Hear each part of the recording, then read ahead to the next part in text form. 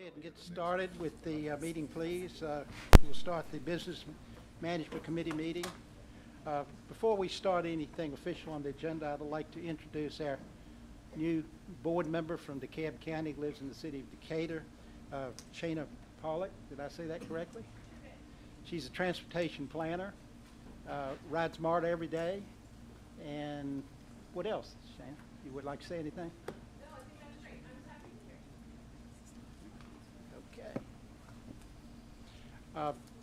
First order of business is the approval of the minutes. Can I get a motion and second? Should be here somewhere. Okay, we have a motion by Durrett, second by Worthy. Any discussion, questions? Can we please vote?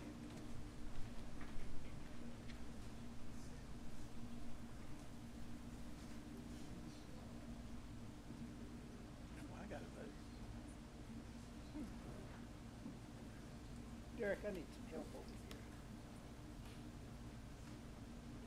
I can't vote. There we go. Okay, the motion passes. The next item is a resolution authorizing the award of a contract for risk management information services. That'll be led by Donna Jennings, our Director of Risk Management. Donna? Thank you. Good morning, Chairman Pond, Vice Chair Durrett, Mr. Hurley, Mr. Greenwood, and members of the committee. I'm Donna Jennings, Director of Risk Management. And I'm Dedrick Parham, Director of Safety Management Systems. We're here today to request authorization to award a contract for Risk Management Information System Software as a Service to Origami Risk, LLC. The purpose of our presentation is to provide the board with a brief overview of the system's current functionality and the upcoming enhancements to the system for the Division of Safety, to review the procurement timeline, the financial considerations, and to request award. The Office of Risk Management uses Origami Risk for self-insured claims management and administration, reporting, importing, and exporting significant amounts of data to our internal and external partners, and incident reporting from the field via the mobile portal. We will continue to refine and expand our module. The significant changes will be in DSQA's expanded use of the system. And now I'll turn it over to Dedrick to highlight their current use and future state of the system. Thank you, Donna. The current benefits of the system for the Division of Safety is that we use it to review bus collisions and employee injury data entered into the incident reporting portal to assist with safety event investigations. The data received is also used to determine bus collision preventability and how we reduce the likelihood of similar collisions or events. The future use that the Division of Safety will benefit from will be the current processes that we have can be captured within the system. The improvements will be going paperless, improving workflows, and utilizing real-time data to make decisions regarding safety risk mitigations. Using this real-time data allows the Division of Safety to move from a reactive to proactive posture, and using this system also increases the efficiency through our safety management processes and practices. The Division of Safety can now develop a comprehensive and customized SMS module within Origami. This allows both offices to capitalize on the opportunity to provide an integrated system to create a continuous improvement loop that allows for the identification and development of leading indicators that provide early warning signs of potential failures, thus enabling us to identify and correct deficiencies before they mature into safety events that are detrimental to MARTA. Next slide, please. All right, now let's review the procurement timeline. The RFP was released on September 18th, 2024. 5 proposals were received on November 7th, 2024, and 4 proposals were deemed responsive. The Source Evaluation Committee reviewed and evaluated the responsive proposals based on the established criteria. After the SEC's initial review and evaluation, 1 proposal was in the competitive range. Origami Risk was responsive to all elements of the technical scope of work and demonstrated a complete understanding of MARTA's requirements. After further discussions, the SEC requested a best and final offer from Origami Risk LLC. No DBE goal was assigned due to lack of DBE firms for this type of software product. So consistent with the MARTA Act, it is in the best interest of the authority to enter into a contract with Origami Risk LLC for a 5-year term for a total cost of $2,529,656. And we respectfully request your approval of this resolution. Thank you, and we return it to you, Mr. Pond. Thank you, Donna and Derek. Could I have a motion and a second, please? All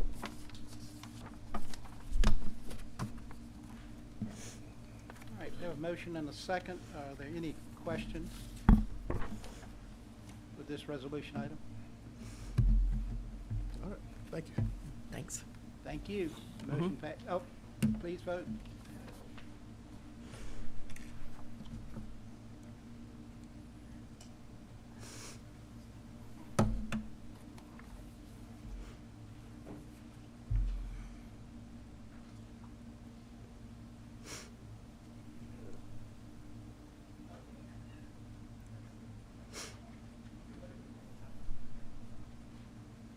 Motion passes.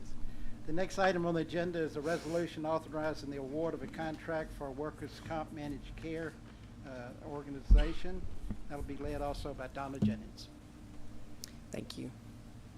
Good morning, Chairman Pond, Vice Chair Durrett, Mr. Hurley, Mr. Greenwood, and members of the committee. This resolution is to request authorization to award a contract for workers' compensation managed care organization services to USIS doing business as Amerisys. The purpose of my presentation is to provide the board with an overview of the services provided by and savings the authority realized under the current contract, to review the procurement timeline, and to recommend award of the contract. Oops. Now let's review the services the WCMCO provides to the authority. It is a company that provides a full suite of managed care cost containment services to assist a client with managing the medical care service delivery and cost of their workers' compensation claims. A firm must meet all the requirements in Board Rule 208 to be certified to operate as a WCMCO by the Georgia State Board of Workers' Compensation. The services provided by the MCO are key to the success of our workers' compensation program and include the following: telephonic nurse case management on all claims, management of the medical provider network in accordance with board rules, medical bill review and repricing to the state board fee schedule, professional peer review of treatment and procedures, preferred provider organization contracted savings in addition to fee schedule savings, and utilization review services. Next, I want to highlight the cost savings we've realized over the last 4 years from our incumbent contractor, Amerisys. Since the inception of this contract in April of 2019, utilization of these services has saved the authority $31 million, or 69% off the actual billed charges of $45.39 million, reducing our spend for medical services on workers' compensation claims during this period to a total of $14.06 million, or $3.5 million per fiscal year. So moving on to the procurement timeline, the RFP was released on October 15th, 2024. On November 14th, 2024, 2 responsive proposals were received. The authority's Source Evaluation Committee reviewed and evaluated the proposals based on the established criteria. After the SEC's initial review and evaluation, 1 proposal was considered to be in the competitive range. The firm was responsive to all elements of the technical scope of work, demonstrated a complete understanding of MARTA's requirements, and has extensive experience providing WCMCO services in the state of Georgia. The SEC requested Amerisys to submit a best and final offer. No DBE goal was assigned to this contract, as no DBE firms are certified in this space. Consistent with the MARTA Act, it is in the best interest of the authority to enter into a contract for a 5-year term in the amount of $2,099,196 with USIS Incorporated DBA Amerisys for workers' compensation managed care organization services. I respectfully request your approval of this resolution. Thank you, and I return it to you, Mr. Pond. Thank you, Donna. Could we have a motion and a second?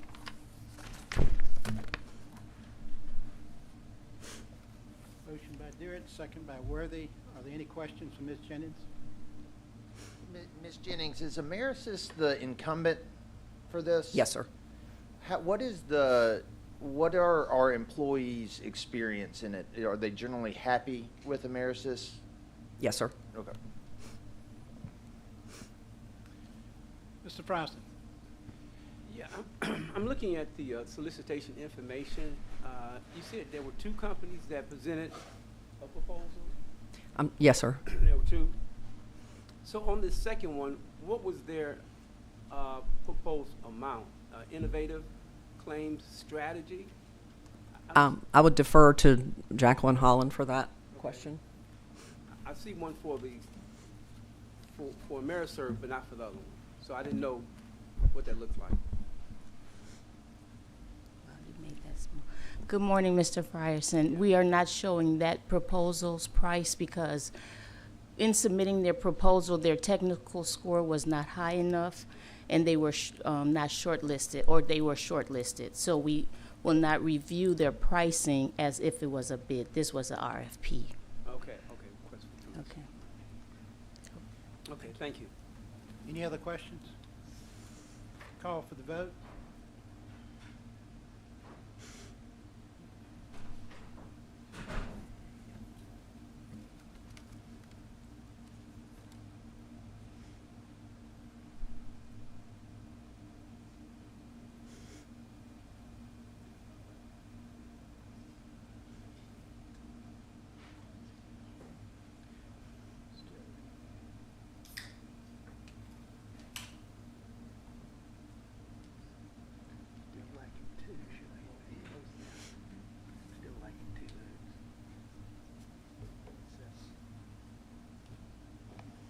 Mine's not coming up, but you can mark me as yes.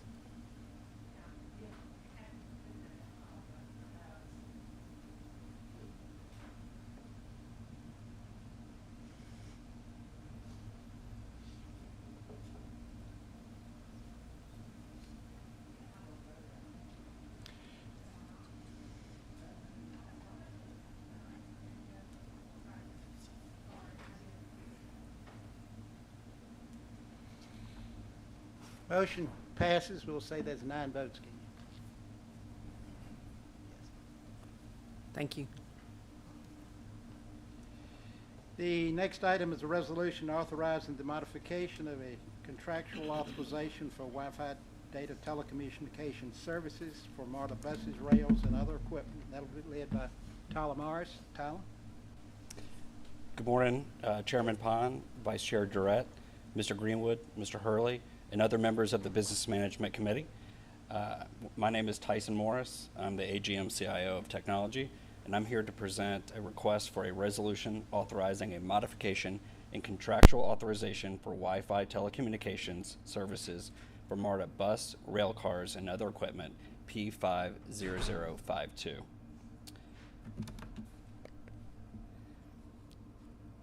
Wi-Fi connectivity on our vehicles plays a critical role in operational efficiency, security, and the real-time flow of information. The T-Mobile Wi-Fi telecommunication service provides data connectivity for items such as vehicle tracking and fleet management, which allows near-time tracking of buses and transportation for accurate arrival predictions and service adjustments, communication for safety systems, which provides connectivity for real-time updates between our command center and vehicle operations for safety alerts, route changes, and emergency coordination. Wi-Fi also will support digital fare collection and payment systems with the AFC 2.0 program for digital fare collection, mobile wallets, and for credit card processing quickly and accurately.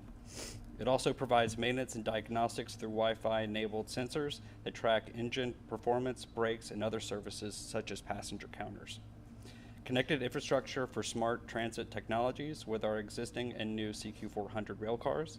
And finally, passenger facing technologies, including free Wi-Fi for our riders. The original contract awarded January 10th, 2022 was valued at $1,405,687.50 for a 3-year base term. The additional funds being requested is $70,506.80. This modification will increase the contract value to $1,476,194.30. This is a 4-month extension of the current contract funded with local operating funds, and funds for the subsequent fiscal years will be included in the subsequent annual budgets. This short-term extension is to align MARTA with the June 30th, 2025 GSA contract renewal. In conclusion, the Department of Technology kindly requests the Business Management Committee to recommend approval of the resolution authorizing a modification and contractual authorization for Wi-Fi telecommunication services for MARTA bus, rail cars, and other equipment P50052. Thank you. Now I return the floor back to you, Chairman Pine. Thank you, Tyson. Could I have a motion and a second, please? Al, I don't know if other people experience this, but mine are, this and the next one are flip-flopped. Yeah, the slots. I was going along. Okay. And I went, no, that's not what this says, so. We have 2 of them, and I may have changed the order in this just for continuity of what the next one is. Do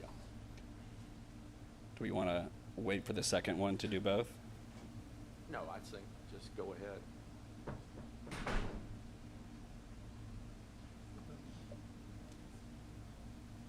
Sorry for the technical issues. Okay, as I understand it, the order's out of order, but we're talking about item number 5, correct, Tyson? That was, what I just presented was agenda item number 4. I'll now speak to agenda item number 5. So once again, my name is Tyson Morris. I'm the AGM CIO of Technology. Hold 1 second. Oh. No. Hold 1 second. Jumped the gun. Sorry about that. Okay, we need a motion and a second for the item we were just discussed and reviewed. I think we've got that, Al, and this is P50052 that we're voting on. Correct. Okay. Right. Any questions for Tyson?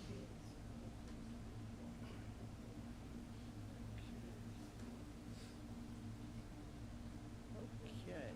Can we please vote?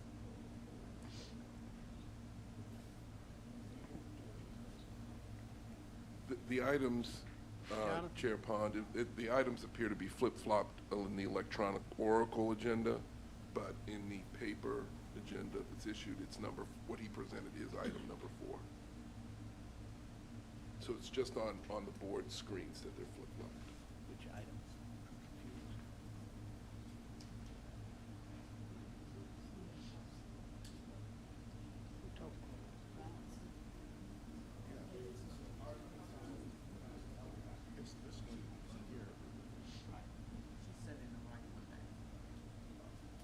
Okay. Hold 1 second. Technology. Ready to go? Okay, the correct one's up. Can we please vote? Just had those.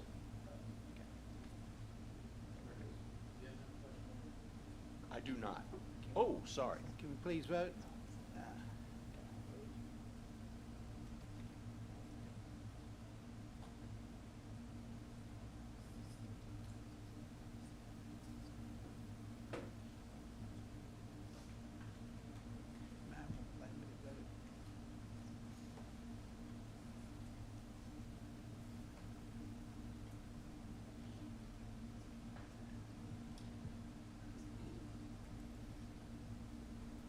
Okay, the motion passes. Thank you. Next. Sorry for the trouble. Once again, I'm here to present the request for a resolution authorizing a modification and contractual authorization for WebTitan content filtering services for Wi-Fi on mobility, bus, and rail services P45224. Free Wi-Fi service for MARTA's passengers enhances the overall passenger experience, increases ridership, and supports digital equity. Reliable Wi-Fi can make transit a more viable alternative to driving, particularly for commuters who rely on internet access. Riders can stay connected, work, or entertain themselves during the commute, making public transit more attractive. However, with the good also comes the bad. Have you ever been in a public space or been exposed to someone viewing inappropriate content on their device? Sadly, this is a common occurrence in restaurants, bars, libraries, airplanes, and even public transit. With no control over what material internet users can access, our riders and even minors can be exposed to inappropriate content. And offering content controlled for public Wi-Fi through WebTitan services helps protect passengers from cybersecurity threats and open networks, ensures a safe and family-friendly browsing environment, prevents a network congestion from excessive streaming or non-essential usage, and it also helps comply with legal and regulatory requirements for public internet access. The original contract awarded on March 19, 2020 was valued at $270,900 for a 5-year base term. Additional funds requested are in the amount of $178,794. This modification increases the contractual value to $449,694. This is a 3-year extension funded with local operating funds. Funds for the subsequent fiscal years will be included in the subsequent annual budgets. In conclusion, the Department of Technology kindly requests the Business Management Committee to recommend approval of the resolution authorizing a modification and contractual authorization for WebTitan content filtering service for Wi-Fi on mobility, buses, and rail services, P45224. Thank you, and once again, I return the floor to you, Chairman Pond. Thank you, Tyson. Do we have a motion and a second, please? We have a motion and a second. Are there any questions for Tyson? Mr. Frosty? Yeah, I'm just doing a little math here. So this $270,900. If I divide that by 5 years, that comes to $54,180. And it's a 3-year contract, right? This is this modification for 3 more years. Okay, so three times 54,180 times 3 years would make that 162. 5.4. That doesn't add up to 449,694. Agreed. In most contractual, especially in technology, there is an expected 3%, 3 to 5% increase in licenses year after year. So since we're revisiting the contract modification, this is the new pricing quoted by the vendor. Okay, so when we do this, we don't get to hold the pricing. We have to deal with the increase in the current. I think it depends, but that is primarily we're Okay. back at the table Okay. negotiating. All right. And so, and then after the end of this contract, what is the strategy? Do we go out to another RFP, or do we go out to another? If it's providing the service that we need, once again, they're kind of experts in the space, and they do a lot of the management and the filtering for us, which is why we like it. But if it's not meeting our contractual needs or our business needs, then we will definitely go out for RFP and solicit once again, even for fair pricing. Okay, and the reason I raised the question is because I see a lot of additional requests for funds for extension of contracts, and I think at some point we have to be able to go back to the marketplace and see what it is that we can get a competitive pricing for. Isn't that fair? It's incredibly Make fair, sense? especially in the world of technology. Okay, right? all right. As it Just want to make sure evolves. that I understand how we're doing this. Okay, thank you. Understood. That's all I have, Mr. Chair.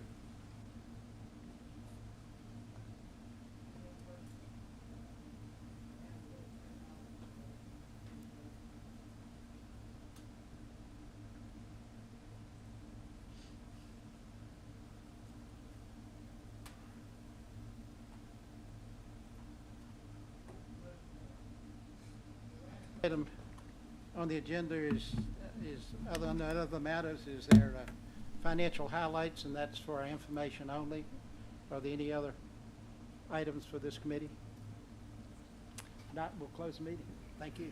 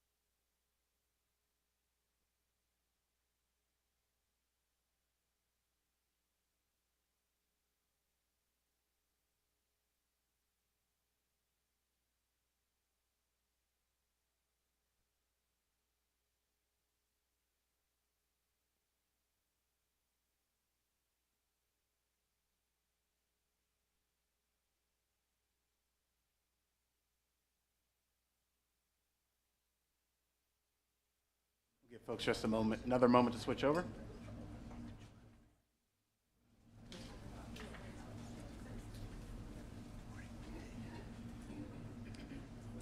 All right, let's go ahead and get started. I'll call to order the February 27th Planning and Capital Programming Committee meeting here at the MARTA board.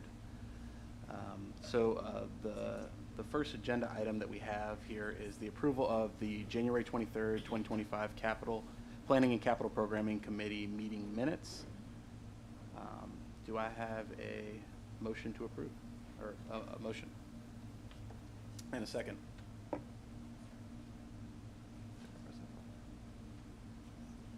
right, there we go. I see it's been moved by Mr. Durrett and seconded by Mr. Worthy. Any questions? All right, please vote.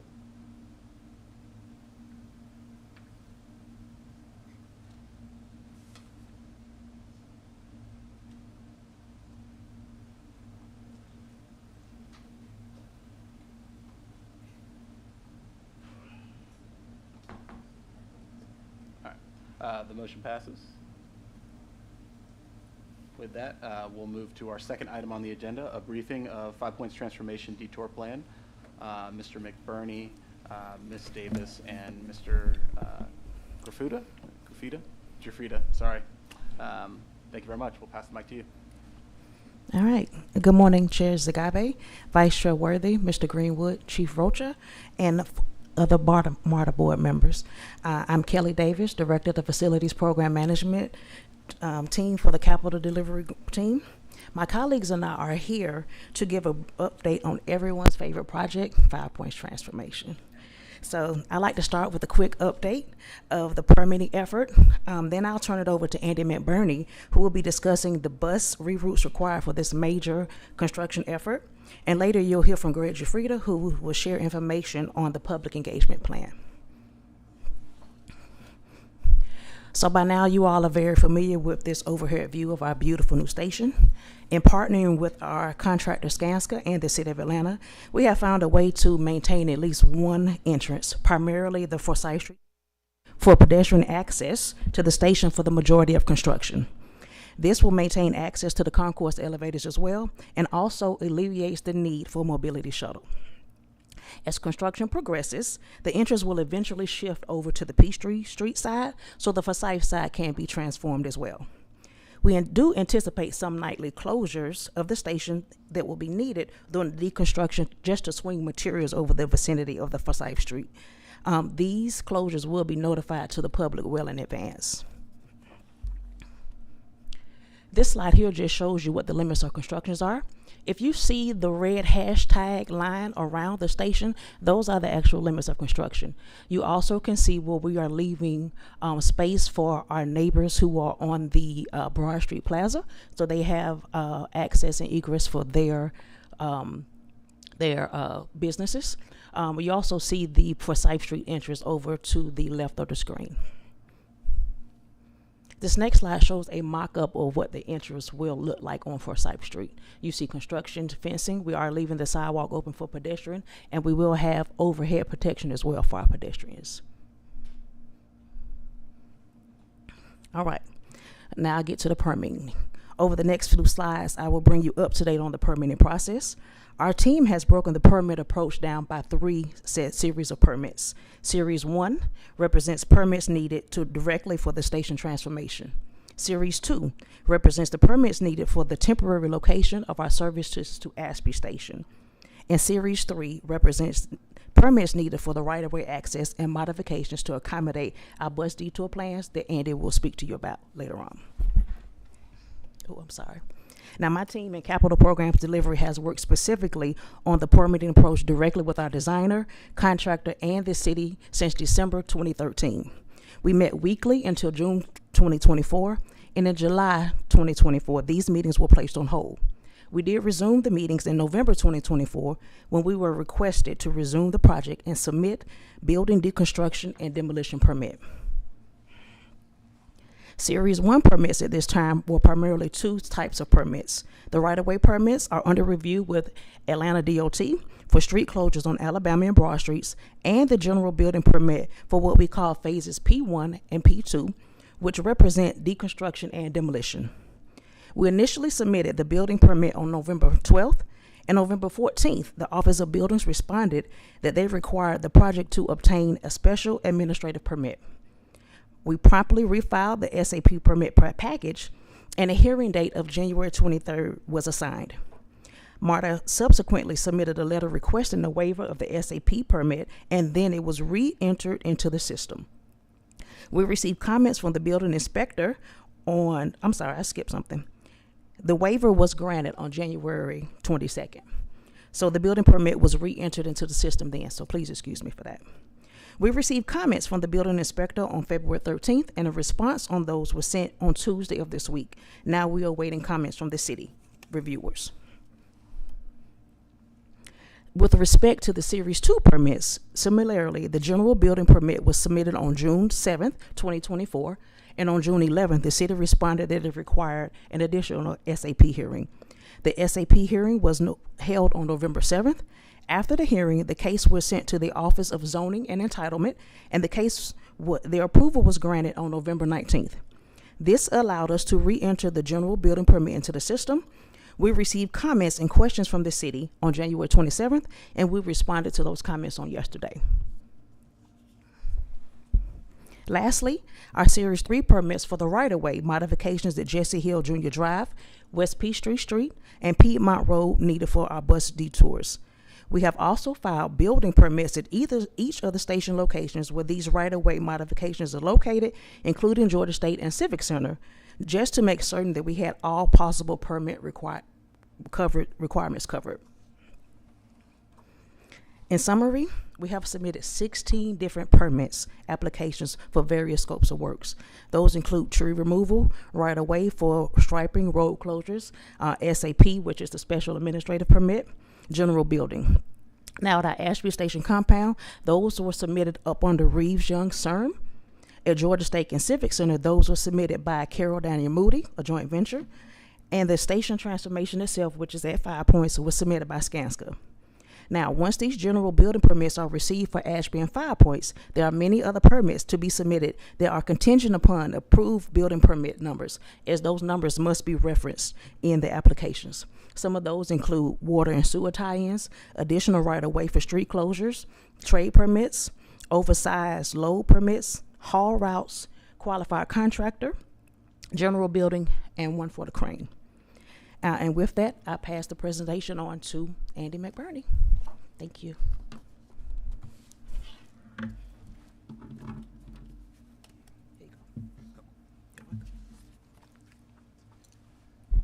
Thanks, Kelly. Good morning to Chair Zagabe, Vice Chair Worthy, Mr. Greenwood, and Chief Rocha, and members of the board. I'm Andy McBurney. I'm the Senior Service Planner. Here speaking to you today about the detour plan for 5 Points transformation. Today we have 10 bus routes serving 5 Point Station. All of those will be moved as part of this project. A number of considerations went into the design of these detours. First and foremost, maintaining access to 5 Point Station so that our bus patrons can continue to access both the north-south and east-west rail lines.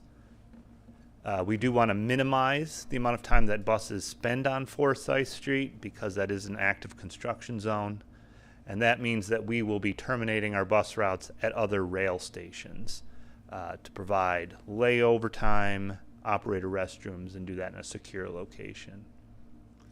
We also understand that we have to minimize the amount of crowds waiting in front of that Forsyth Street entrance and maintain that pedestrian access throughout the detours.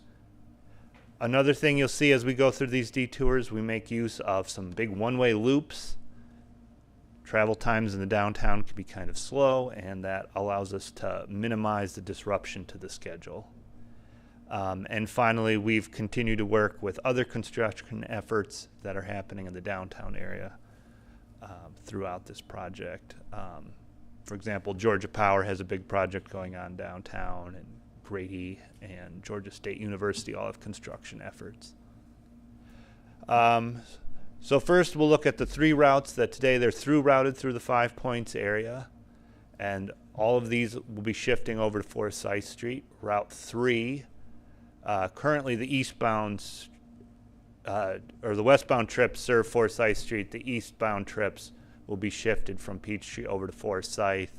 Similarly, Route 40 is on Peachtree Street today. Both the northbound and southbound trips will be shifted over to Forsyth Street. And Route 813, today it kind of does a big loop through the Grady Hospital area. And what we do is we consolidate that to bidirectional service on Forsyth Street and Decatur Street, all the way down to King Memorial Station. Speaking of King Memorial Station, we do a similar movement with the Route 26 detour. Today that terminates at 5 Point Station. We continue that all the way down Decatur Street, past Georgia State Station to King Memorial Station. 813 I've mentioned. And Route 899, we made a slight change to that. It loops past Grady Hospital, and we shortened that loop so that it wouldn't be in the mix at Georgia State Station. At Georgia State Station, you'll see there's two different movements going on here. There's a clockwise and a counterclockwise. The clockwise movement here addresses some of the more difficult routes. The only station they serve is downtown, and so they need a considerable amount of layover time. So the way we've routed these is we have the buses coming in past Forsyth Street, and then they loop around over to Georgia State, and they lay over on Jesse Hill Jr. Drive. So if a passenger is riding into downtown, they'll have access to 5 Points, or they can go to Georgia State. If they're departing, they could get on at 5 Points, but there would be a long wait at Georgia State. So we'll be directing passengers to look for your bus at Georgia State Station. And then from Georgia State, they depart directly. The other movement is the counterclockwise. This includes the routes that serve other rail stations. So they take only a short amount of layover downtown. So coming into the downtown area, a passenger can get off at Georgia State Station. If they want to continue on to 5 Points, the bus will be only pausing there for a few minutes, and then it'll continue by Forsyth Street. And we serve Forsyth Street southbound, so that anyone boarding there will be across the street from the Forsyth Street entrance, and they'll be boarding across the street from there. One little caveat here, Route 42 doesn't have a lot of time in its schedule, so we weren't able to send that one on Forsyth Street. It just has to depart directly from Georgia State. And you will see all these detours, they make a big loop around Grady Hospital because there's some tight turns in that area, and that's the safest way for our buses to maneuver. One other route that we need to mention, Route 816. Today that travels very close to Civic Center Station. So for the detour, we shorten that route up and have it end at Civic Center. That will result in a segment of suspended service along Peachtree Center Avenue and Cortlandt Street, but that will continue to be within walking distance of our rail stations, 5 Points, Peachtree Center, and Civic Center, as well as bus routes 3, 40, and 816. So I've talked a little bit about all the different ways we would be shifting bus routes around. Let's talk about the implications on the stations.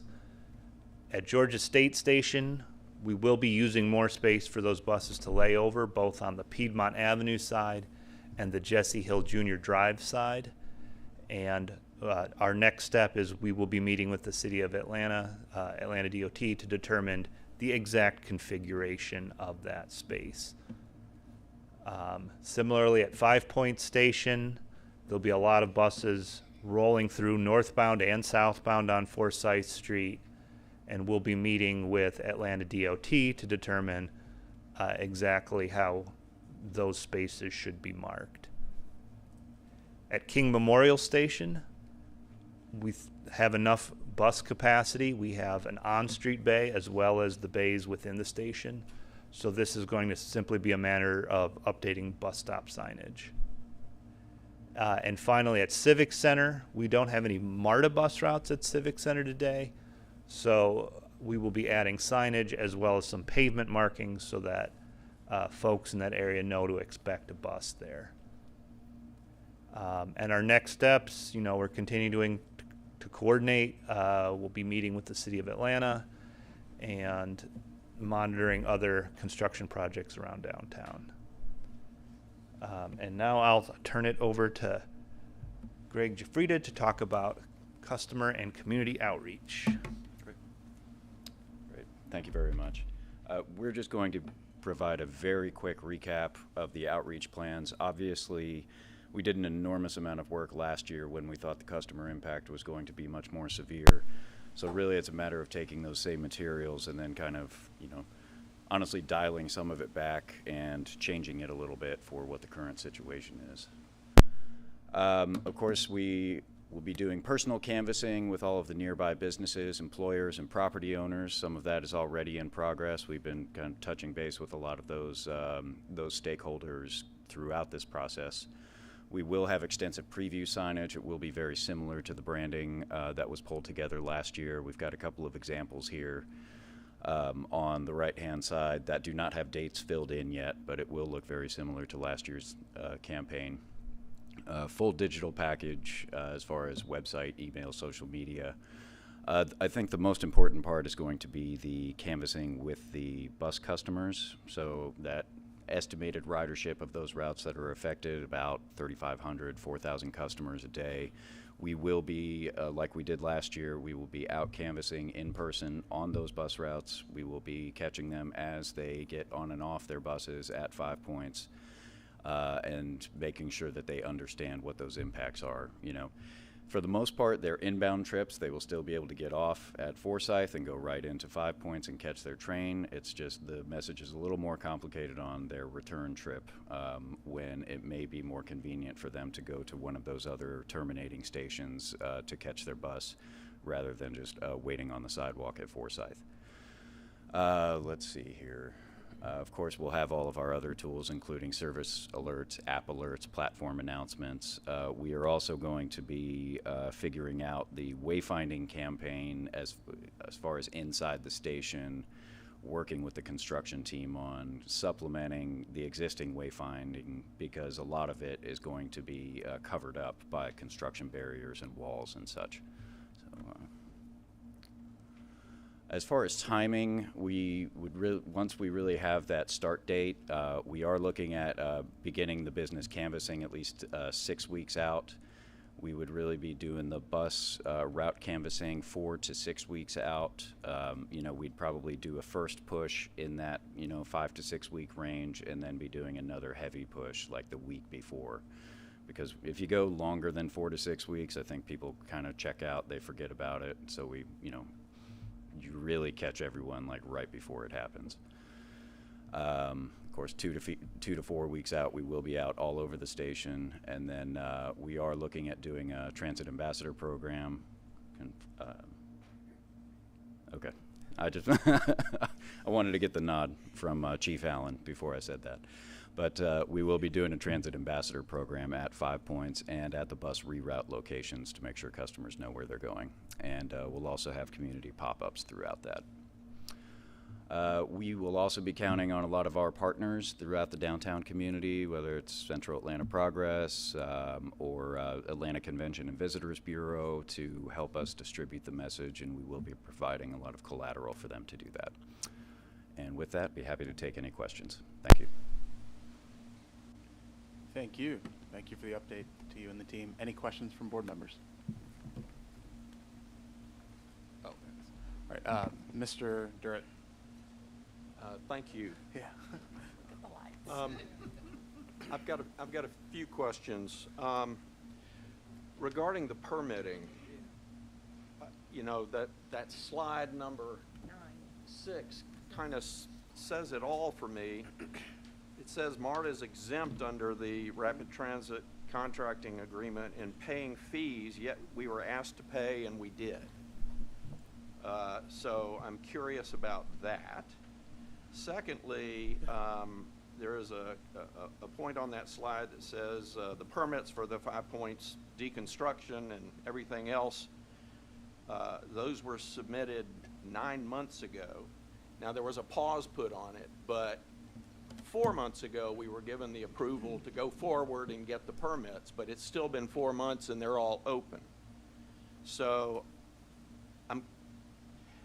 and then you were just talking about 6 weeks before the start date, we're going to start our canvassing and really go into work.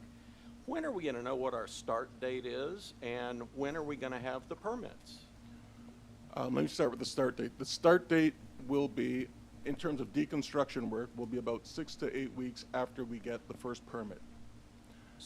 When we get the permit, still remains a matter of this iterative back and forth between the permitting office and MARTA, as Kelly laid out really well. And I'm sorry, you were about to answer that, weren't you? No, you okay.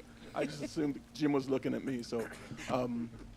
So it's been an iterative process. The payment for the fees, we were aware that we are exempt from that. We were surprised that we were charged for that, but I made the decision to just pay it, keep this ball rolling, and deal with that administratively afterwards, because I feared that if we stopped the process to fight the fight, we would be asked to go ahead and resubmit without the fees. So I didn't want to take any of those chances. But you know, I think the day we showed up there, check in hand, it was deemed that they recognized that we don't need to pay it, so we were able to keep going. Okay. And there are probably some blanks that you'd want to fill in, Kelly, if there's anything I missed there. So it's important to note that even after the demo permit is approved and given to us, we have all those other preceding permits for Ashby and the bus loop work that needs to be done. We can't start the demolition until we get our services out of the station and relocate the buses. So even with the demo permit, we still have 15 other ones that we need approval on. So let's just say some pixie dust gets sprinkled and everything gets green lighted. When would we begin? Okay. Can you hear me? Okay. As Collie said, 6 to 8 weeks from when we get our permit, we will mobilize our contractor. So as Greg has said, if we got our permit today, 6 weeks from today, we would want to start rerouting those detours.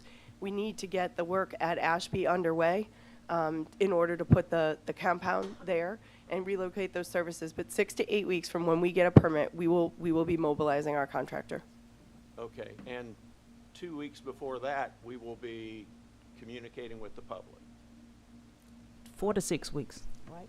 Yeah, well, generally, we can really start the digital campaign anytime.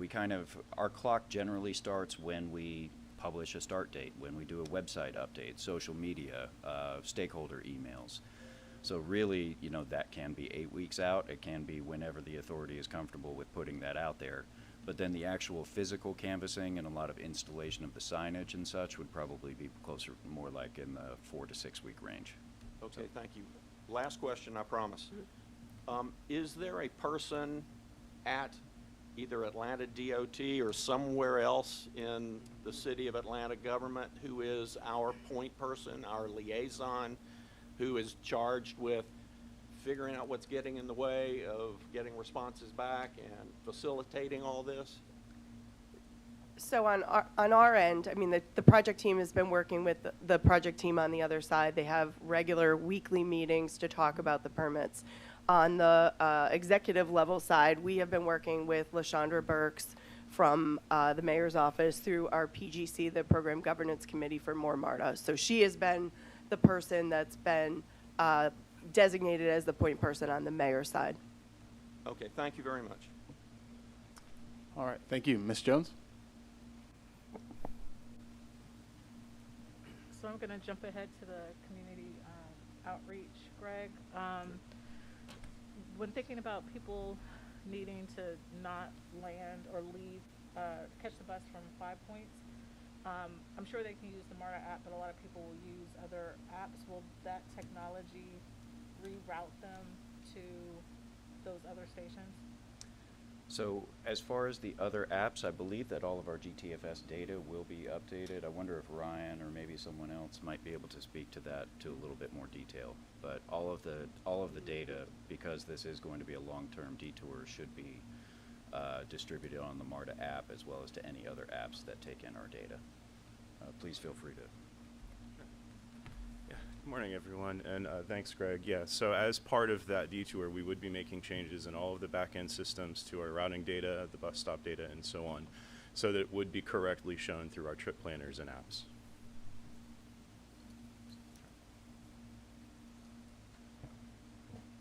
Okay, thank you. Mr. Frierson.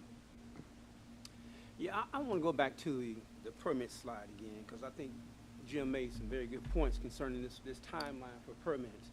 So I'm looking at this, and I'm trying to understand that we still got 13 permits right now that's in the process that we've been trying to move through. And I know Jim had asked, the point person for the city of Atlanta to help us move that through. But isn't there somebody that's also in the zoning space, the Office of Zoning and Entitlement? Is that point person in there that understands that we got this huge project? I'm sure they do. I'm sure it's a team, okay? Yes. I understand. Everybody's in the room, the decision makers. And they all see these things that need to happen in order to move this project forward. We're not going to get this off the ground unless they all come together and we get this thing done in a timely manner. And I'm just trying to understand what those barriers are. Maybe, I don't know what it is, but they are there. And we're talking about trying to deliver this project in a timely manner, and it just seems like, I don't know. But maybe you can explain to me, are the people that's in the zoning office, I guess my question is, the people who are in the Office of the Zoning and Entitlement, are they in the room with this conversation? They are. We meet with them weekly. You do? Now, zoning and entitlement, we don't meet with them, but we meet with the Office of Buildings. Zoning and entitlement is an office located within the Office of Buildings. So there's a series of steps to when you submit permits to them.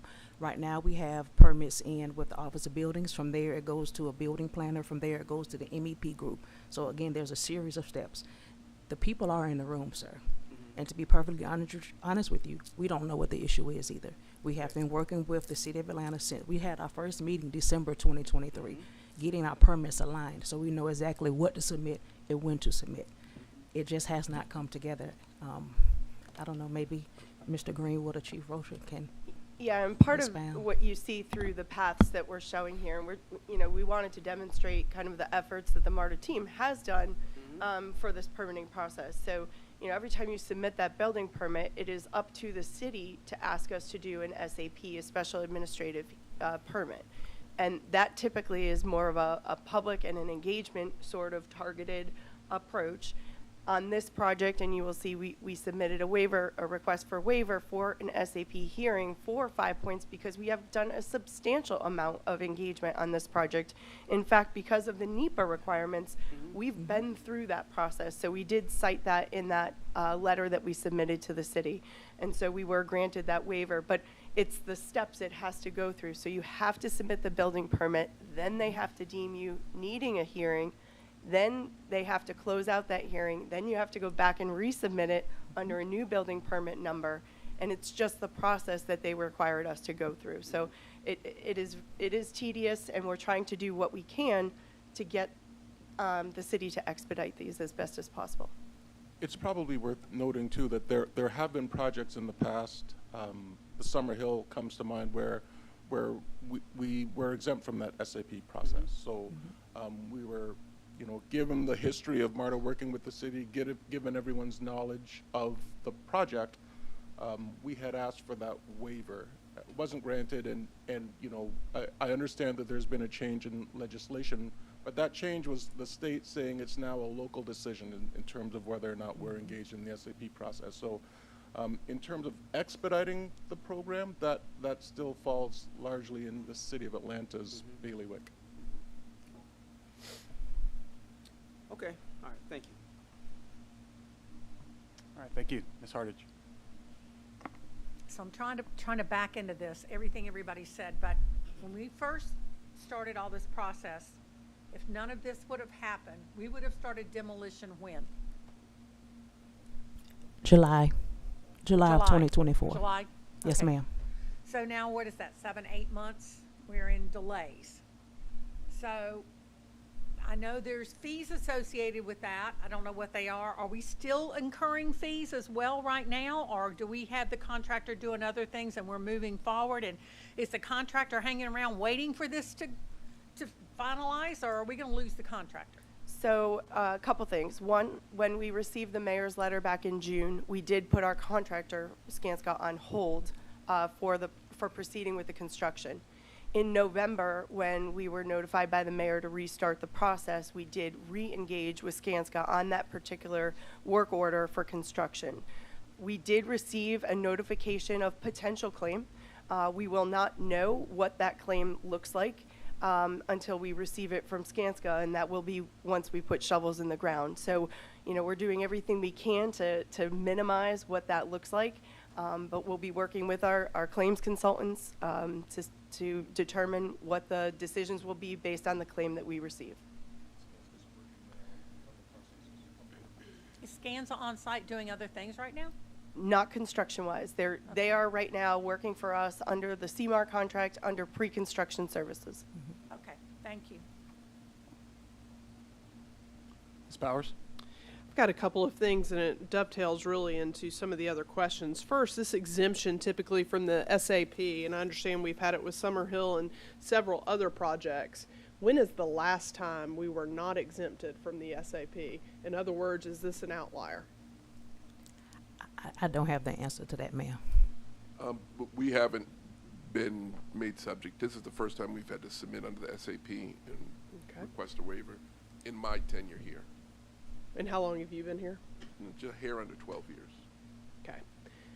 We've already missed the World Cup. How much longer till we miss this being done for the Super Bowl? I'm sorry? We've already missed the timeline to have it done for the World Cup. How much longer do we have before we miss the clock deadline to start for the Super Bowl? That is a tough question. We are, right now, we have a day-for-day delay. The longer it waits, the longer it will be before we get started. I don't know that we have an answer for that. We are working with our contractor to get as close to completion as the Super Bowl as we can. But until we know when we can start, we don't know when we'll finish. And this delay that we are incurring, I would presume that there's an estimated value per day of the delay that we're incurring. Do we anticipate that coming out of more MARTA Atlanta funds or more MARTA funds that involve the rest of the jurisdiction contribution? More MARTA Atlanta funds. Okay. And my tone of frustration is not directed at you or this team. I know you guys have put in a ton of work for which this board is very grateful. That's all I have. Thank you, Ms. Powers. Ms. Scott? Thank you. I wonder, how did you identify stakeholders? On page 12, digital communications, customers and stakeholders. One of the issues that I know has been the community speaking with several of what would be community organizations, that this happened without their knowledge. When we originally started and we had a delay, that was part of the communication to City Hall. So when we look at digital communications to customers and stakeholders, how did we identify the stakeholders, and do we have a list of who they are and that they are communicating to the community so there won't be the same type of uprising as I know took place originally? Thank you. We have done extensive planning for this as far as identifying all of those customers, whether they're coming by bus, whether they're coming by train. We have also mapped out all of the different stakeholders in downtown as well as system-wide, because this is something that affects the entire MARTA system. I'll be happy to provide a very detailed list. We have those organized by property owners, business owners, the business community in downtown, small business owners, a lot of the commercial, property owners and landlords. We have the churches, we have NPUM, we have, Atlanta Downtown Neighborhood Association. You're absolutely right that we received a lot of criticism last year when we were talking to them about what the service impact was going to be, excuse me, which was going to be closing pedestrian access to the station completely. My perception was that everyone did hear the message, but they didn't like it. I did not hear that we missed anyone, and I would love to be corrected if I'm wrong on that, but I think it was just a tough pill to swallow for the community, and we heard that in the pushback. Thank you. I agree with that. And there was, we have a huge AT&T location that has access to transit there, Okay. that they felt affected by the delay. And my understanding is that those that are actually in power in that building were not aware. Okay, I'm sorry to hear that, and I would like to get with you as far as the contact information and make sure we get it to them directly. Thank And you. we'll be sure to follow up personally. They're part of the group that owned the building across the street. They have moved closer into downtown. is Okay. Where they are, right off of the train station. Okay, and how recently was that? Do you know? During the summer when we first had the issue about closing the train station. Okay, I think we might have missed that they had moved into this new location, and so maybe we didn't catch that in some of our earlier planning. So thank you for bringing that up. Thank you. And to add on to what Greg is saying, it's specifically for AT&T, we were told that everybody moved to the North Avenue station. We didn't realize that there was a contingent of AT&T employees, but we did extensive canvassing, myself a lot face-to-face. We had several meetings. We know there's a large federal employee population down there. We had several meetings with the Federal Education Board. I think that's their name. GSA generally, the General Services Administration. Yep. So we were sending them information so they can disseminate it among their employee population. But we did a lot. Hate to put her on the spot, but Ms. Polak can also testify that we did do a lot of engagement. We went to her former employer several times to talk about the project and what was happening with it. It's near 5 Points, which is an old 51 Ivy location. So Okay. Yes. Okay, we'll make sure that we add them to the stakeholder list. Thank you. Thank you. All right, thank you. Ms. Pollock. Thank you. And I have a question, I think probably more for Ryan and Andy, which is acknowledging that we have an unknown timeline with this implementation. What is the overlap in affected routes with the bus network redesign? And then how are you anticipating messaging the two if they are impacted by both elements? That's a great question. We know that this construction project could be going on for some time, and we do want to keep the bus network redesign moving along. So in our materials right now for the bus network redesign, we're talking with our customers about our draft network, and that's showing what we want the service to be once 5 Points transformation is complete. However, once we have a final plan and we go to the public to explain to them what service they can expect starting, we will be showing the detour alignments. So the bus network redesign would begin on detour as well, and the details of that is something we've yet to present on. Great, that's helpful, thank you. And then do you know, are these routes that you're showing with the rerouting, are any of them in the draft network impacted?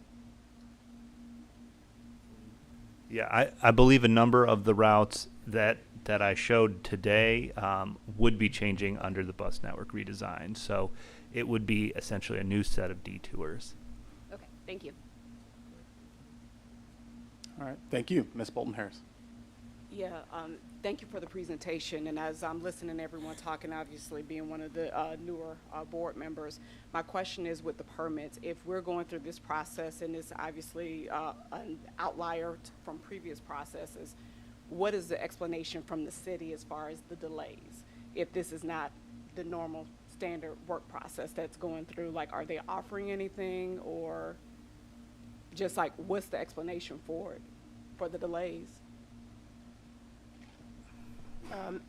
As I noted, we continue to meet at the PGC level with the mayor's office, and they continue to state to us that they're tracking them. So, again, at the project level, I know the team is working diligently. When there's questions, we get responses to them as quickly as possible. Sometimes we do have to go out in the field and remeasure some things or look at existing conditions, which we are doing in response, but we're responding very quickly. But with regard to the city, you know, really the only contact on these has been at the PGC meetings, and they have said that they're continuing to work on them. So is there, I mean, like I said, and not knowing the specific process, is there anything going to the city council to address it from that level to say, hey, these are the challenges and issues that we're experiencing, or does that make a difference? We have not brought anything to city council beyond our PGC coordination meetings, and I would say that that's a leadership decision. Okay. Thank you. All right, Mr. Pond. A lot of moving parts. Yes. I would just like to close this off because you've gone in great detail, but I would just like a clear, concise recap of where we are. And I'm talking about 1 or 2 sentences. We were released in June or whatever, we submitted the permits in November. We're still waiting, and some of those permits are very minor, but the main permit is for the deconstruction to get started. So what are the 1 or 2 things that are standing in our way, and when did we submit those things? Are we going back and forth, or are they just not responding at all to get the permits approved? I just want to get a sense for a very simple explanation of what's going on between us and this permit approval process. Yeah, I mean, long and short of it is the requirement for an SAP hearing added an extra layer here. We were able to get that waived. We've now moved into the comments part, so we did get comments. They're very minor in nature, and we feel like this could move forward very quickly. But that's been going on since November, That is true. and we still haven't gotten definitive responses to get on approval. Correct. Okay, that's all I wanted to know.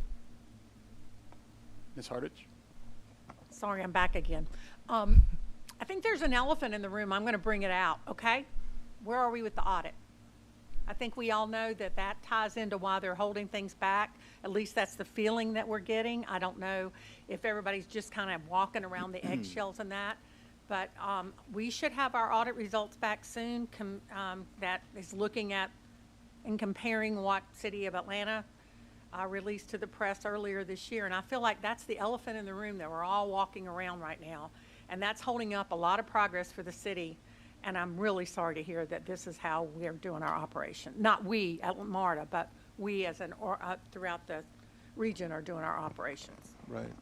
You're right, Director Hardage. I think the audit has been mentioned in some formal meetings at PGC as being tied to the permits. We later got some acknowledgement that they were being separated. That said, the audit is imminent. My team has told me that I think we're a week or 2 away from having, Kevin's here, so from having a document that we can actually share with this board. And it's our intention that the next time we meet as a board that we'll be able to give formal dispensation of that. We're on, excuse me, we're on track to have the audit completed by the 14th of March. Was going to be the end of February due to the detail that KPMG has gotten into with us. They conducted several other work sessions with staff, and they asked to push it to March 14th. So we should have the document delivered by March 14th. Which I'll add is a lot quicker than the Mullen and Jenkins audit took. And a lot more detailed. Yeah.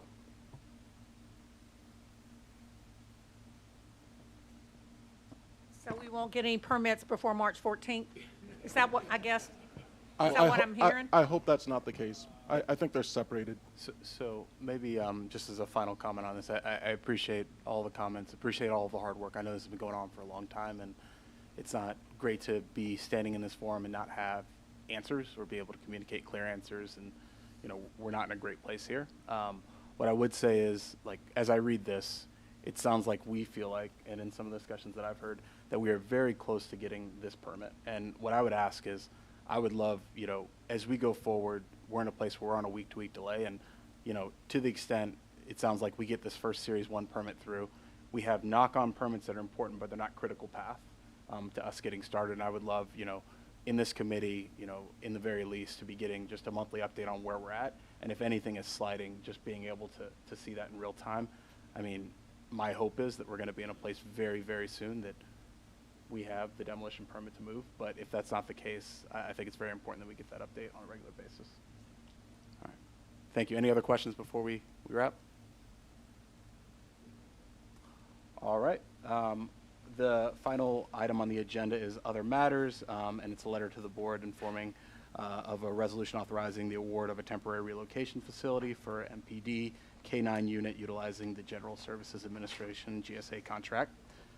This will be coming to the board in the March committee meeting. If no other matters, I will move to adjourn. All right, we'll adjourn this meeting. Yeah, there we go. Thank you.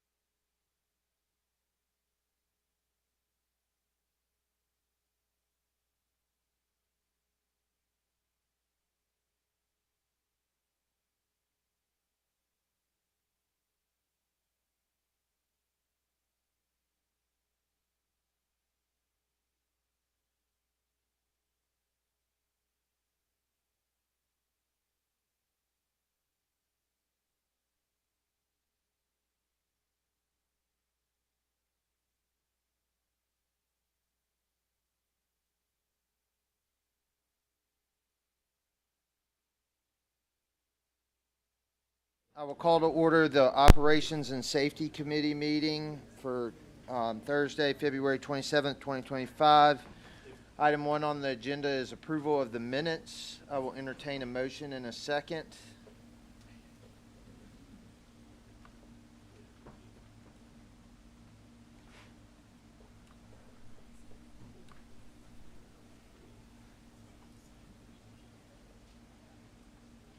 I think it's been moved and seconded.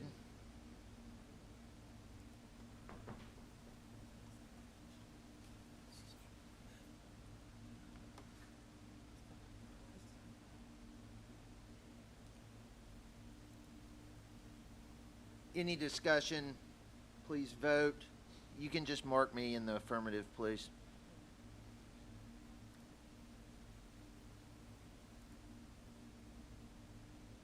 There it is. Perfect. Thank you.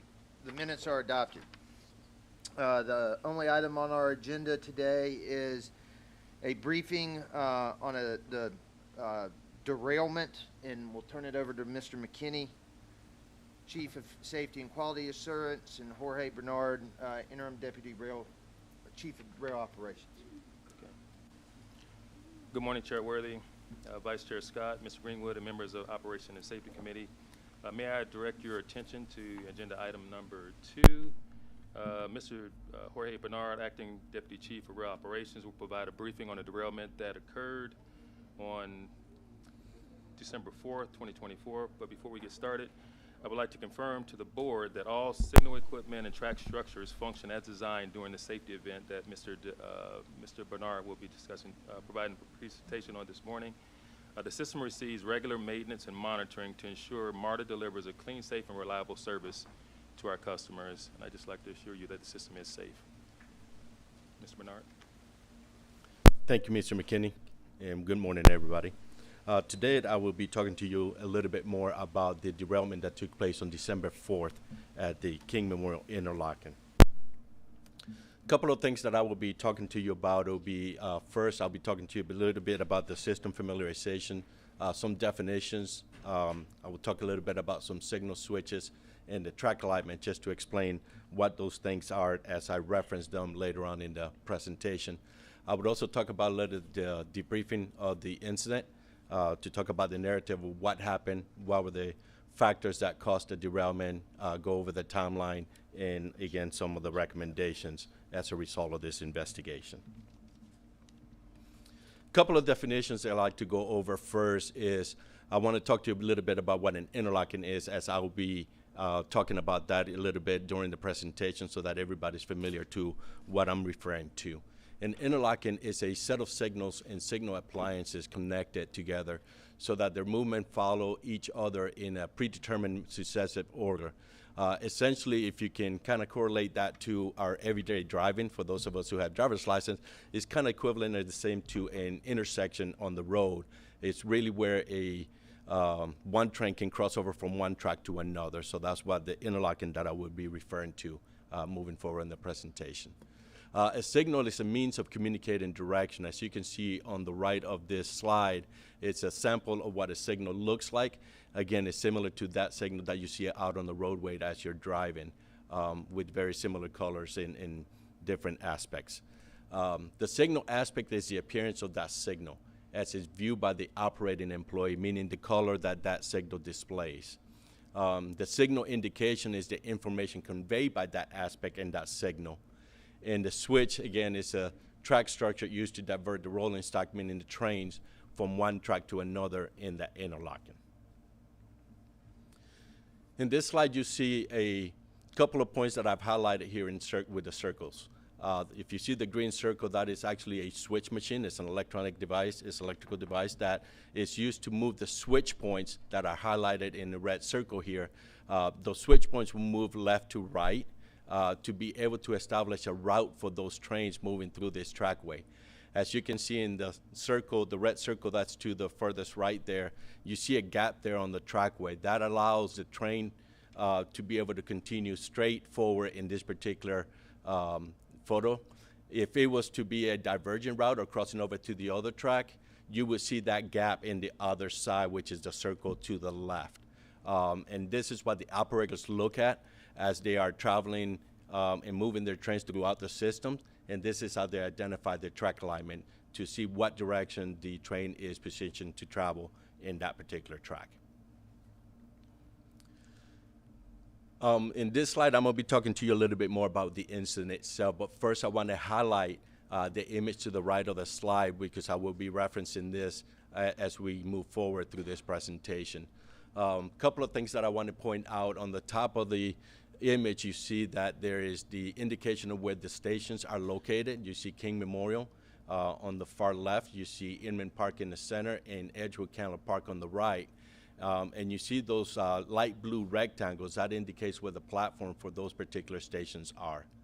Highlighted in the red circle, I will be referencing that particular switch point, which is switch 17. In that particular interlocking. There are 4 switches in the interlocking, but I would be referencing that switch 17. You also see highlighted a green arrow with the T202 underneath it. That's at Edgewood Candler Park. That is referencing train 202, which I will be referring to in this presentation. To the left of that at Inman Park, you see a blue arrow with the T103 that represents train 103 as I move forward in the presentation. And I also highlighted underneath and on top of there the westbound and the normal directional travel for each particular track. So if you see the track on the bottom there, that is normally an eastbound trackway. And the one on the top, you see that's the westbound normal means of travel. Having said that, I want to get into the incident itself and what transpired. So at approximately 7:09 in the morning, train 202 was traveling eastbound and arrived at Edgewood Candler Park. At that point, that is the last point for that particular train before it turns around into what we call a pocket track, which is to the right of this particular station, and then it turns around and goes back westbound. When train 202 arrived at Edgewood Candler Park, the operator reported that there was a passenger on board that had a medical emergency. EMS was notified and requested to respond to this location. Therefore, train 202 with that emergency on board could not proceed eastbound. Train 103, which was directly behind that particular train, arrived at Inman Park a few minutes later. Once it arrived at Inman Park, it could no longer proceed eastbound. At this particular point, the Rail Services Control Center the controller that was managing the east-west operation decided that the best service strategy at this point was to reverse or send train 103 back in the direction it came from to cross over at the interlocking, which is what we consider the King Memorial interlocking. That's where you see that big X there with the 4 different switch points, and cross over back to the westbound track. Train 103 was given instructions by the controller, which that operator read back correctly to proceed westbound on the eastbound trackway, what we consider a reverse route. And they read back those instructions and proceeded to move the train eastbound. This time, the controller is seeing what we call the board meeting, the screen that they're looking into at rail service control, and seeing what the service strategy that they're employing at that particular point, and seeing that we have a gap in service east of this location. So we have train 104 that is now approaching King Memorial going eastbound, and the decision was made to stop that train movement on train 103 and allow train 104 to cross over King Memorial interlocking first to provide eastbound service. However, the controller at this particular point made one error, and that was not to advise the train 103 to hold their position. So that was a human error that basically escalated and continued to progress into the point where we ended up with the derailment, and I'll continue with the storyline as to what happened. So at this point, when train 103 was moving westbound, the controller failed to advise that operator to hold their position. They in turn canceled the route for that operator so they could no longer cross over at that interlocking at King Memorial. And they were in the process of establishing a route for train 104 to cross over at the King Memorial interlocking. However, train 103, since it was not advised to proceed, they went and arrived at that interlocking first. Once that route was canceled and that train could not proceed past that interlocking, they encountered what we call a red signal. It is an indication of what I meant by the signal in the aspect earlier, and at that point, that train should have stopped. The operator did not identify the red signal and proceeded into the interlocking, creating what we call, or causing what we call, a red signal violation. Now, this is the same as when we're driving out there and you go past the red signal at an intersection. The only difference here is that we know every single time when we have a red signal violation, because the system is designed to identify that and alert the controllers that we have a red signal violation. So every single time we know about that. As the operator proceeded past the red signal and entered that interlocking, everything else in that interlocking completely goes to what we call a fail-safe mode, which means that all the other routes are canceled, meaning that train 104 can no longer proceed and cannot go into that interlocking as well. So that protects the system, and it protects everything as far as our trains and our customers and our employees at the same time. So train 103 proceeded past the red signal and occupied switch 13 and switch 17. But because the switch 17 was already in the process of being aligned for a crossover maneuver for train 104, at that point, that train should have not moved. It should have remained at that location until we send additional resources, meaning supervisory staff, to identify the condition of the trackway before we move that train. The controller at that point decided to instruct that operator to proceed again eastbound to remove train 103 out of that interlocking, again creating another human error. At that point, when the train 103 began to move out of that switch 17, because that switch was not properly aligned for that particular move, that's when the derailment was caused. Train 104 on approach to King Memorial did witness that train movement and advised rail control that that train had derailed. At that point, everything completely stopped for us, and we began what we call a bus bridge, meaning that we stopped rail service at that particular interlocking and try to find another alternate means of transportation for our customers. So at approximately 7:20 hours, the train 103 derailed at the King Memorial interlocking, which was identified by the operator of train 104 as well, and everything came to a stop at that location. Train 103 ultimately derailed due to the movement that the operator was attempting at that particular point to move the train out of the interlocking. There were no injuries on board, any injuries reported. There were 17 passengers on board the train, and again, no injuries were reported. There was damage that was caused to the train, or to that particular car 275 on board train 103, that resulted in some repairs that had to be made by our railcar maintenance department. Some of the factors, and I want to point out here in this particular photograph, this is a photograph taken from the train 103 from the forward-facing camera that indicates the signal there on the left. That was a red signal. At this particular point, that operator should have been able to identify that signal as red. And even though the controller did not give them the instruction to stop the train, that train should have stopped at that particular point. But it proceeded past the signal. So the factors that caused this derailment was the train 103 violating the red signal and occupying that interlocking. The rail services control, labeled here as RSC, did not communicate the change of the service strategy to the operator and instructing the operator to stop. And RSC instructed the operator of train 103 once it arrived at the interlocking to move the train prior to identifying the exact location, meaning what switch it was occupying, and getting additional resources to that location to verify the condition of the switches before we moved that particular train out of the interlocking. So actions taken, and I'll start primarily with the individuals that were initially involved in the incident. I would not get into the specifics as to any corrective actions, as that is a employee matter, but I can assure you that the corrective measures were appropriate and according to the impact of this particular incident. Additionally, we did additional retraining for not only the individuals that were involved, but we also did retraining for everybody in this system, meaning the controllers that are operating from the Rail Services Control Center, and the operators that are operating the trains, and supervisors that are out there on the main line as well. Some of this training that we went over are to identify the signals, okay? One key point that I want to make here is when the operators go through their initial certification, their passing grade for that class is a 90% in order for them to be successful and be able to graduate from that particular class.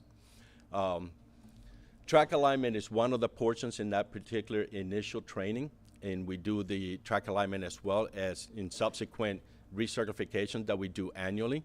And the passing grade for that portion of the test alone is 100%. So every single time that we take a test that it deals with track alignment, identifying the tracks and the direction that the train is moving, it's 100% every single time. That goes for initial training and recertification training. Now, unlike for those of us who have a driver's license where we renew our licenses every 4 years or so, recertification for a rail operator is annually. And it's not a matter of just going into a room and just going through some paperwork and signing some documentation. It's actually a 2-day class for the operators, 3-day class for the supervisors, and 3-day class for the controllers. And this is done every single year. Some of the things that we went over, additionally to the training and as a result of this particular incident, like I mentioned, the signal identification, the track alignment. We also went over the proper communication to report a red signal, meaning to get involved the superintendent that is in the service control center so that we can get additional resources and communicate that to the staff out in the field to make sure that we're responding appropriately. Not moving the trains after the red signal violation occurs until we identified exactly the location of that train and the condition of the switches before we determine to move that particular train, and also to verify the switch alignment. Within this training, after this incident, we did take our controllers, operators, and supervisors offline for a period of time while we were going with a very minimum staff in each location while we were doing the training, meaning that we had a ratio of 1 instructor to about 2 students to be able to go through this information. Not only to emphasize the importance of paying attention and following our proper procedures and protocols, but to also emphasize the importance and how important it is for the safety of not only our employees, but our customers and our system as well. And with that, I'll turn it back over to you, Chairman Worthy. Thank you, Jorge. thank you for that presentation, and thank you for making it very clear and consumable to us. That was very, very helpful. I have a few quick questions before I open it up to colleagues. It goes without saying that we're so very grateful that there were no injuries in this derailment, and this is just my own ignorance, but did this rise to the level of feds having to come in and investigate it? It did not. It did not? No. So, okay. So no NTSB or anything like that? No, GDOT came on property the day of the derailment and inspected what we were doing in the recovery process.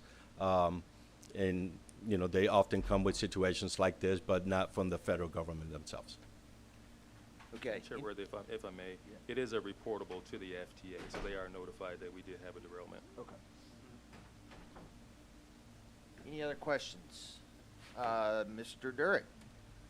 Jorge, how fast was the train moving when the derailment happened? I'm guessing it was like in the low single-digit miles per hour? The exact speed, I don't have that with me, but I can tell you that it was at very low speed. In this particular move, when we're moving the train in a reverse routing, meaning that it's going against the normal flow of traffic, because that train had already proceeded going eastbound past that interlocking, on the way back, that train cannot exceed 25 miles an hour because we moved that train in what we consider in unprotected mode, meaning that we're running in a road mode, manual mode, and the limit on that train is no more than 25 miles an hour.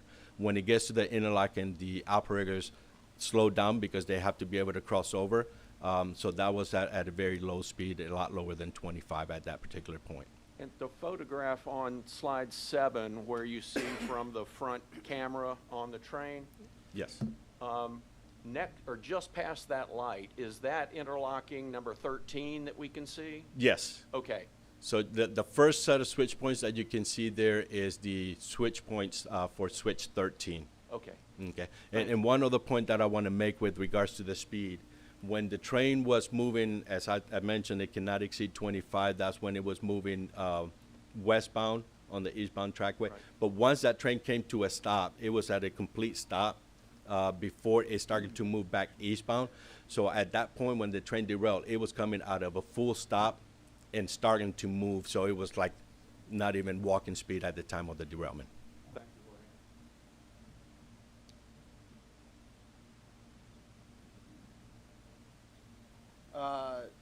Mr. Frierson?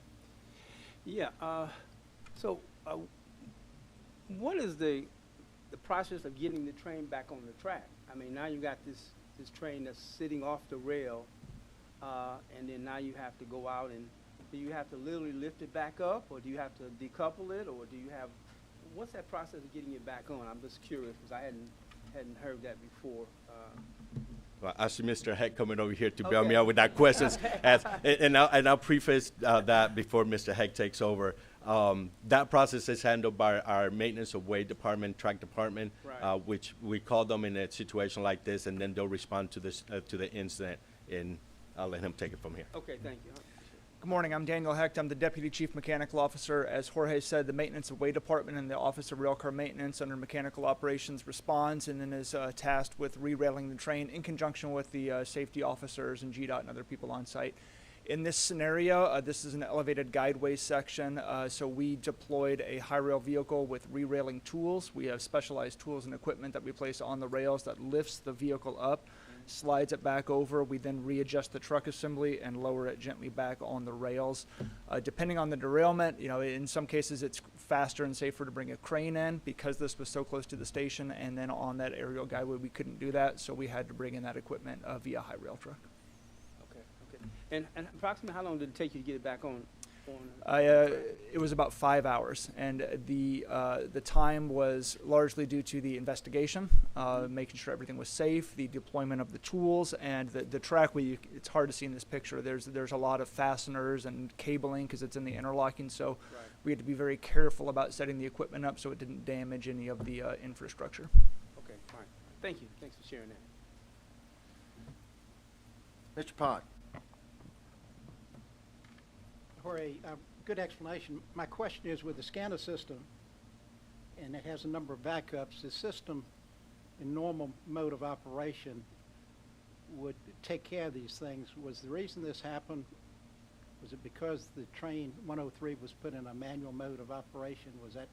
Yes. Okay. So essentially, the movement going backwards or going in a reverse direction puts it in a road manual mode, which is the only way that the operator can operate manually. Now, one of the things that I would mention is in our system, in our policies and procedures, an operator is not allowed to operate in that mode unless specifically instructed to do so. And that is one of our most severe penalties when it comes to train movement if they're moving in that mode without permission. So it'd be very unusual. You would be in a manual mode to run the train. Typically, the only way we would see that is if there is a failure with the interlocking, or if we have to cross over, or not cross over, but if we have to close into another train intentionally, where we want to do, for example, what we consider a passenger rescue. Let's say we have a train that becomes disabled and we have to get the customers off that train. In order for us to get that close to the train, we would have to do it in that type of mode, which comes with very strict procedures and set of instructions. You're welcome. Any other questions? Chairworthy, can I just add to your comments? Jorge, that was a fantastic presentation. I was wondering how you're going to make something so dynamic and technical consumable for everyone, and keep up with all the relevant points, and then closing off with causal factors. I don't normally do this, but I would just say that, my hat's off to you for a stand-up presentation on something that was really, really important to get straight. So thank you for that. Thank you, sir. I couldn't agree. My West Georgia mind, the pictures helped me a great deal. Yes, they helped me too. Okay, colleagues, there is FY25 December KPIs in your packet, which are informational only and not an action item today. So with that ending the agenda, the Operations and Safety Committee stands adjourned.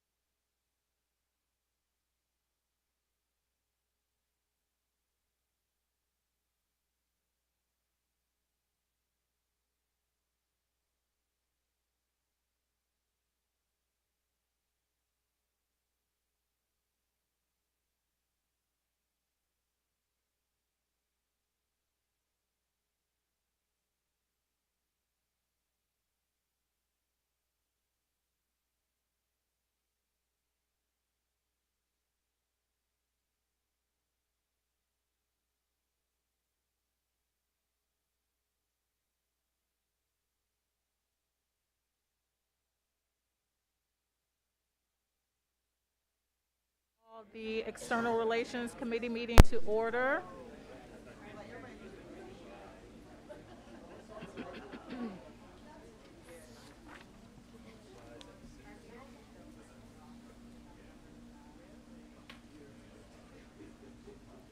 I'll ask for a motion to approve the January 23rd External Relations Committee meeting minutes.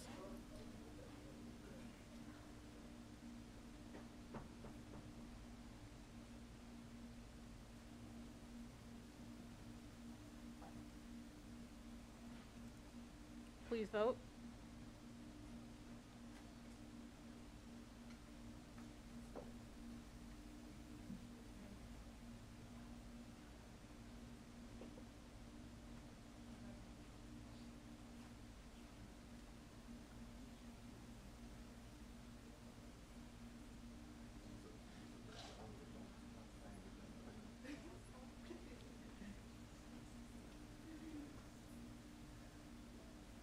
Take it, Jim's here.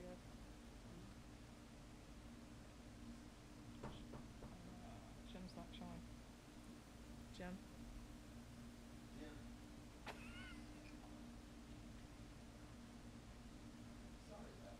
Thank you.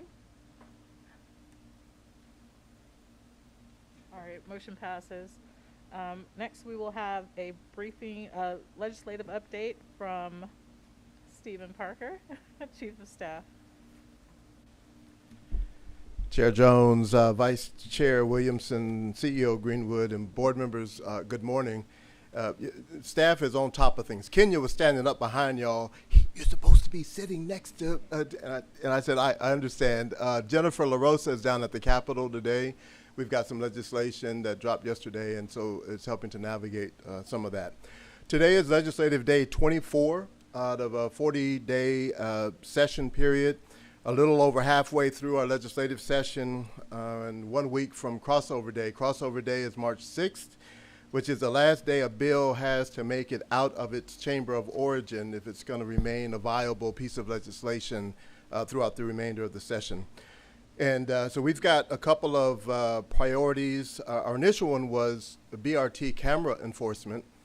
And then when it was known that the governor was making tort reform a priority, our team quickly mobilized to also make some efforts at to join the tort reform conversations. So I'll just briefly touch on a few of the items that we have before us. In 2023, SB 146 was enacted requiring EV owners, like MARTA, to pay an annual registration fee of $214 per vehicle, plus an additional tax of about 26 cents per 11 kilowatt at the charging stations. And the legislation was to take effect in July 2025. Last year, legislation was passed to extend that effective date to 2026 to give the state more time to create the infrastructure necessary to create these charging stations. We are advocating for an exemption for our fleet vehicles, and we'll keep you posted on that legislation. Next, on the BRT enforcement, just yesterday, Chair Silcox, chairwoman of the MARTA committee, introduced HB 638 in order to allow for the camera enforcement in our BRT lanes. There have been lots of negotiations and conversations around that. We are contending with a number of measures to repeal camera enforcement around the state. And so this one is a challenging one to advance, but there's been a ton of activity around it, and we couldn't have a better sponsor than Chairwoman Silcox to advance this for us. And then finally, on tort reform, on February 10th, the governor's measures around tort reform passed out of the Senate 33 to 21, and they primarily deal with premises liability and jury bifurcation. We are working as well on adding to an existing bill that tries to extend to municipalities the same protections of other state agencies and county agencies. We're trying to add MARTA in as another government or quasi-government authority to enjoy some protections there as well. And in fact, We've got a standalone bill that's dropping today, and that's why Jennifer's at the Capitol today. Lastly, Transit Day at the Capitol is March 21st, and we're working with the Georgia Transit Association and Advance Atlanta on that. And we are presenting to the DeKalb County delegation next on March the 3rd upon adjournment. Thank you.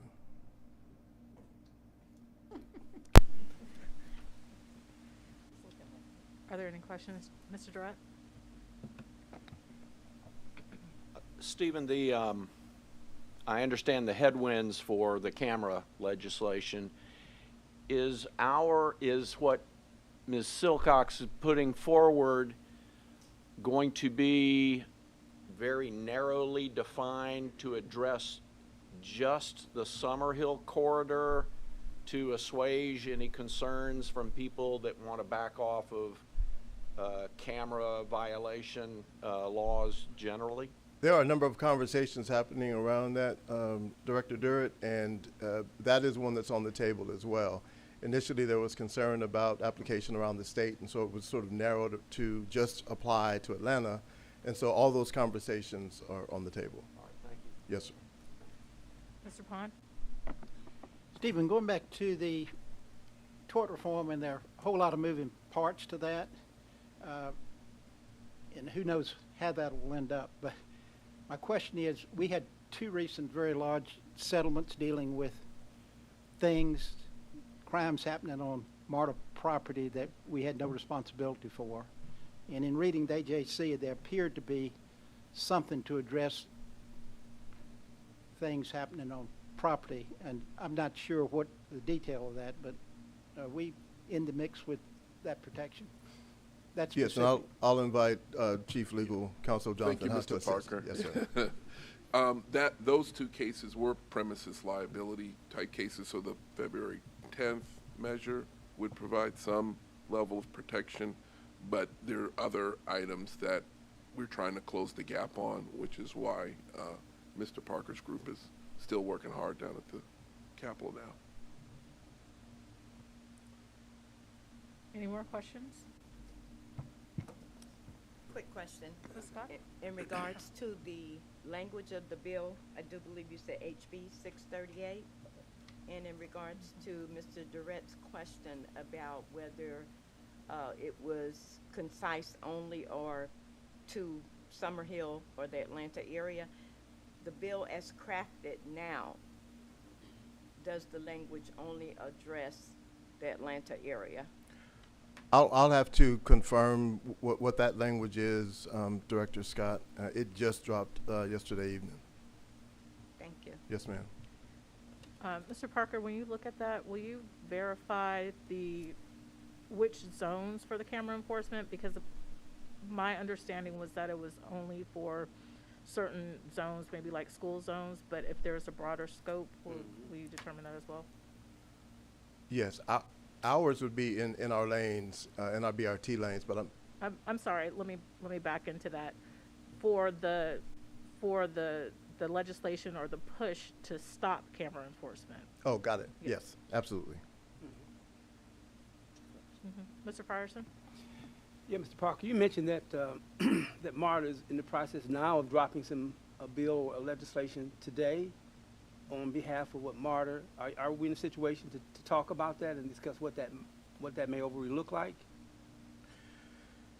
That one is around our tort reform to add us to efforts already afoot to include municipalities to give them protections. So that's something I'm happy to follow up with as well. So we've just added some language to include government and quasi-government agencies to it. I'm happy to provide that language as well. Okay, because I know that we had previously had discussions about MARTA and its entity being, like you said, covered under these liabilities, just like some other municipalities, and I'm assuming that's what that is. Yes, sir. Okay, yeah. So Yes, I sir. kind of got an idea where you're going with that. All Yes, right. sir. All right. Thank you. All right. Ms. Pollock? If the BRT enforcement was to pass, where would any revenue generated go? That's also been an item of discussion. There was conversation around part of it going to our fellow enforcement entities like Atlanta, and part of it going to us, but that's an ongoing conversation as well. There was some appetite for it all going to MARTA at the Capitol, and then others understood that we may have other partners who are enforcing and ought to also have some of the revenue from it. So it's an ongoing conversation. And just to add to that, if it were to go to MARTA, it would be dedicated strictly to the safety of the system, like the bus system. That would be specific. But to Stephen's point, there was we were open to the idea that it just goes to the jurisdictions in which it's levied. Thank you. Any further questions for Mr. Parker? Seeing none, thank you. Thank you. We'll now have a marketing and sales update from Chinette Kanita, Senior Director of Marketing and Sales. Thank you.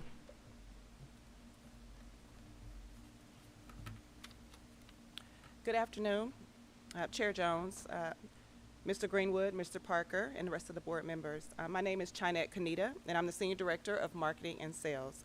I'd like to share our February marketing update, highlighting recent developments, ongoing initiatives, and upcoming projects. So I'll take you through the following. A highlight of the significant contributions of the marketing, creative, and printing services teams in the making of State of MARTA a memorable and successful experience for all of our attendees. The Marcom teams are once again first place winners of the APTA AdWheel Awards. I'll take you through a brief overview of this award-winning campaign. Next, preview details of year 2 of the Atlantic United Partnership. And lastly, I'll highlight key upcoming campaigns planned to kick off next month, which will be designed to really further strengthen our community engagement, promote ridership, and support MARTA's brand growth. Here we go. All right. First, I want to acknowledge and highlight some of the key contributions of the marketing and communications teams that planned and executed event logistics, decor, and the run of show from last month's State of MARTA train reveal. This event was a true team effort across the authority, with our communications and creative teams ensuring a clear, impactful message and flawless visuals, while the print shop handled last-minute signage requests. A thoroughly planned run of show kept everything on track, from 40 volunteers arriving at 3:30 a.m. to set up, to teams stuffing gift bags at 6 a.m. Everyone's dedication and collaboration really made this a success. Now, with that same sentiment, I want to highlight a very special moment from the Uptown event. I received an email from Mr. Bobby Kenner, one of MARTA's first black rail car technicians and a member of the historic Avondale 9, the group of gentlemen who helped deploy our first train service in 1979. He, along with Mr. Marcus Thomas, expressed interest in attending the State of MARTA event to showcase the new rail car. In response, I reached out to Mr. Parker and Ms. Hammond, who ensured that they received a VIP invitation and arranged for them to be recognized during Chair Ide's remarks, honoring their contributions to MARTA's history and progress. So the day after the event, I received a note of thanks from Mr. Bobby Kenner, and I'd like to share it. On behalf of the Avondale 9, it is with much gratitude and appreciation we say thank you for the invitation and the support we received to attend the unveiling of MARTA's newest rail cars and bus. It was a great event, and MARTA displayed its success and accomplishments in a first-class style. It allowed us to feel a renewed energy as old-timers. There's only 5 of us left, and as a living bridge from Atlanta Transit to MARTA, the old 200 to 4,000 buses, the old 100 to 300 rail cars, and now there's the brand spanking new 400 series rail cars. What a voyage. MARTA has come a long way, and we thank our Heavenly Father for allowing the Avondale 9 to be a part of all of this. Thanks again. Now here's a photo from last year's MARTA Black History Day, where we honored members of the Avondale 9 and their families and presented them with a board proclamation in recognition of their contributions. So this year, as we continue to celebrate Black History Month, I'd like to honor the Avondale 9 transit trailblazers and reaffirm MARTA's commitment to its diverse workforce. We pay tribute to Walter Wilkins, Bobby J. Kenner, James Emerson, Hubert Minor, Ike Bethel Jr., Willie Phillips Jr., Marcus Thomas, William S. Tanks, and Marion H. Parks. Earlier this week, the marketing and communications leads attended APTA's Marketing, Communications, and Customer Experience Workshop, which focuses on key aspects of transit marketing, media relations, customer experience, social media, and ridership initiatives and best practices. The AdWheel Awards is an annual competition recognizing excellence among APTA members. It not only highlights outstanding campaigns, but also promotes the sharing of best practices across the industry, which reinforces the critical role of marketing professionals in elevating public transportation. So I'm excited to announce that our marketing and communications team won a first place award in workforce development category for our MARTA Celebrates LGBTQ Employees 2024 Pride campaign. This campaign was a collaborative effort across the authority and externally, from external affairs, the Ride with Pride Employee Resource Group, Artbound, Bus and Rail Ops, MARTA Police, Midtown Alliance, Atlanta Pride, Atlanta United, and many others. So this recognition is a true testament of the team's hard work, creativity, and dedication, and every aspect of this campaign really showcased the power of collaboration and MARTA's commitment to its workforce. So last week, Atlanta United kicked off their 2025 season and the second year of our 3-year partnership. This partnership with Atlanta United was designed to enhance brand visibility and ridership through exclusive match ticket and breeze card promotions, in-stadium branding, and targeted digital campaigns. It also highlights and strengthens community engagement and MARTA's brand reputation through customer events, co-branded merchandise, and employee season pass perks, all while making transit really a seamless part of the fan experience. So I'll highlight just a few key day and campaign themes for this season. This season kicked off last Saturday on the 22nd, and we launched our new in-stadium branding, IPTV ads, and pre- and post-match radio ads. Our co-branded retail collection will launch on July 19th. That's the same day as our front porch customer activation and the Breeze Card plus match ticket promotion, making it an all-around MARTA day. And as a special thank you to our employees for helping us earn the APTA Transit Agency of the Year award, we will also host a MARTA Employee Night out to celebrate dedication and hard work of our employees. And there are several other theme nights that we'll participate in throughout the season, including Honor Black Excellence, Latin Heritage Night, and a night to honor girls and women in sports.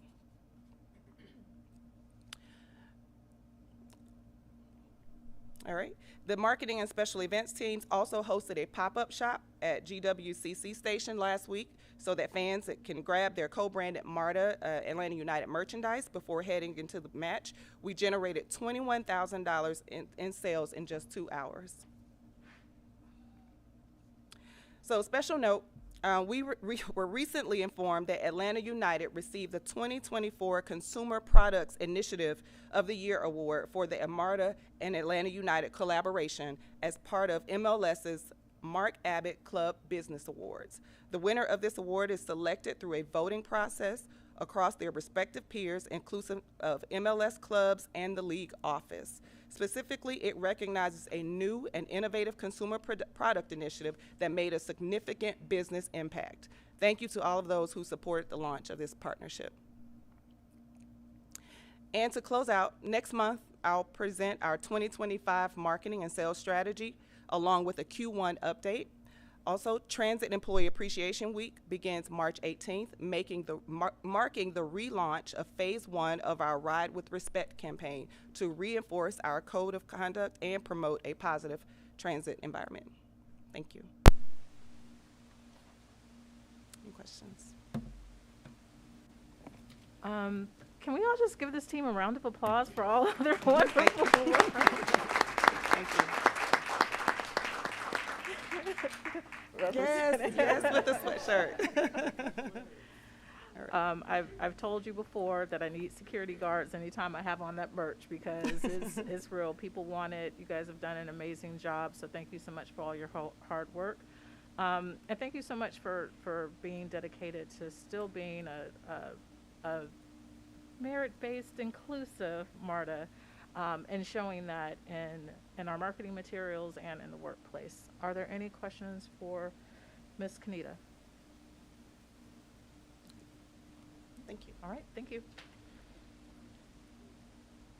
Next, we will have a public engagement update with Tony Thornton, Acting Director of Public Engagement. Ms. Thornton? Okay. Good morning, Chair Jones, Mr. Greenwood, Mr. Parker, and members of the committee.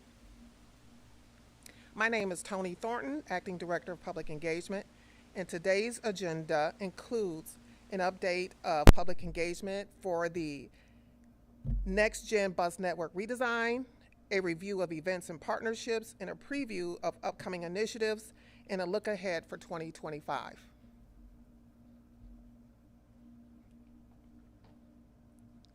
Next slide. Okay.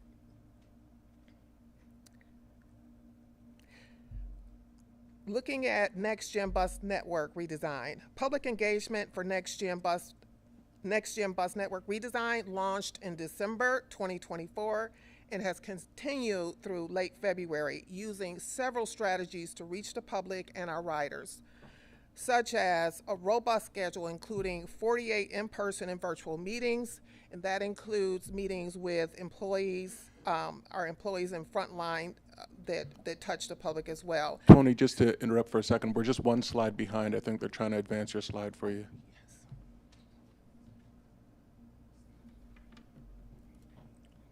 Okay, thank you. Okay, thank you. Okay.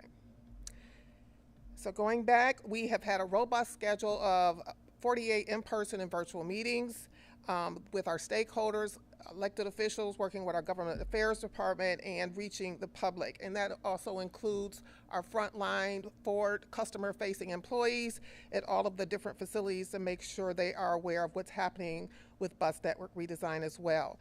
Station announcements, paid media, email blast, and we've distributed 25,000 bus hangers that were placed on our fleet of buses. Flyers were distributed to over 130 locations throughout our service areas, and over 500 people have attended meetings thus far. To date, 1,000 written comments have been received and more anticipated, with additional virtual and in-person meetings planned with outreach schedule, and our public comment period has been extended to March 16th to provide the public more opportunities to participate. Next slide.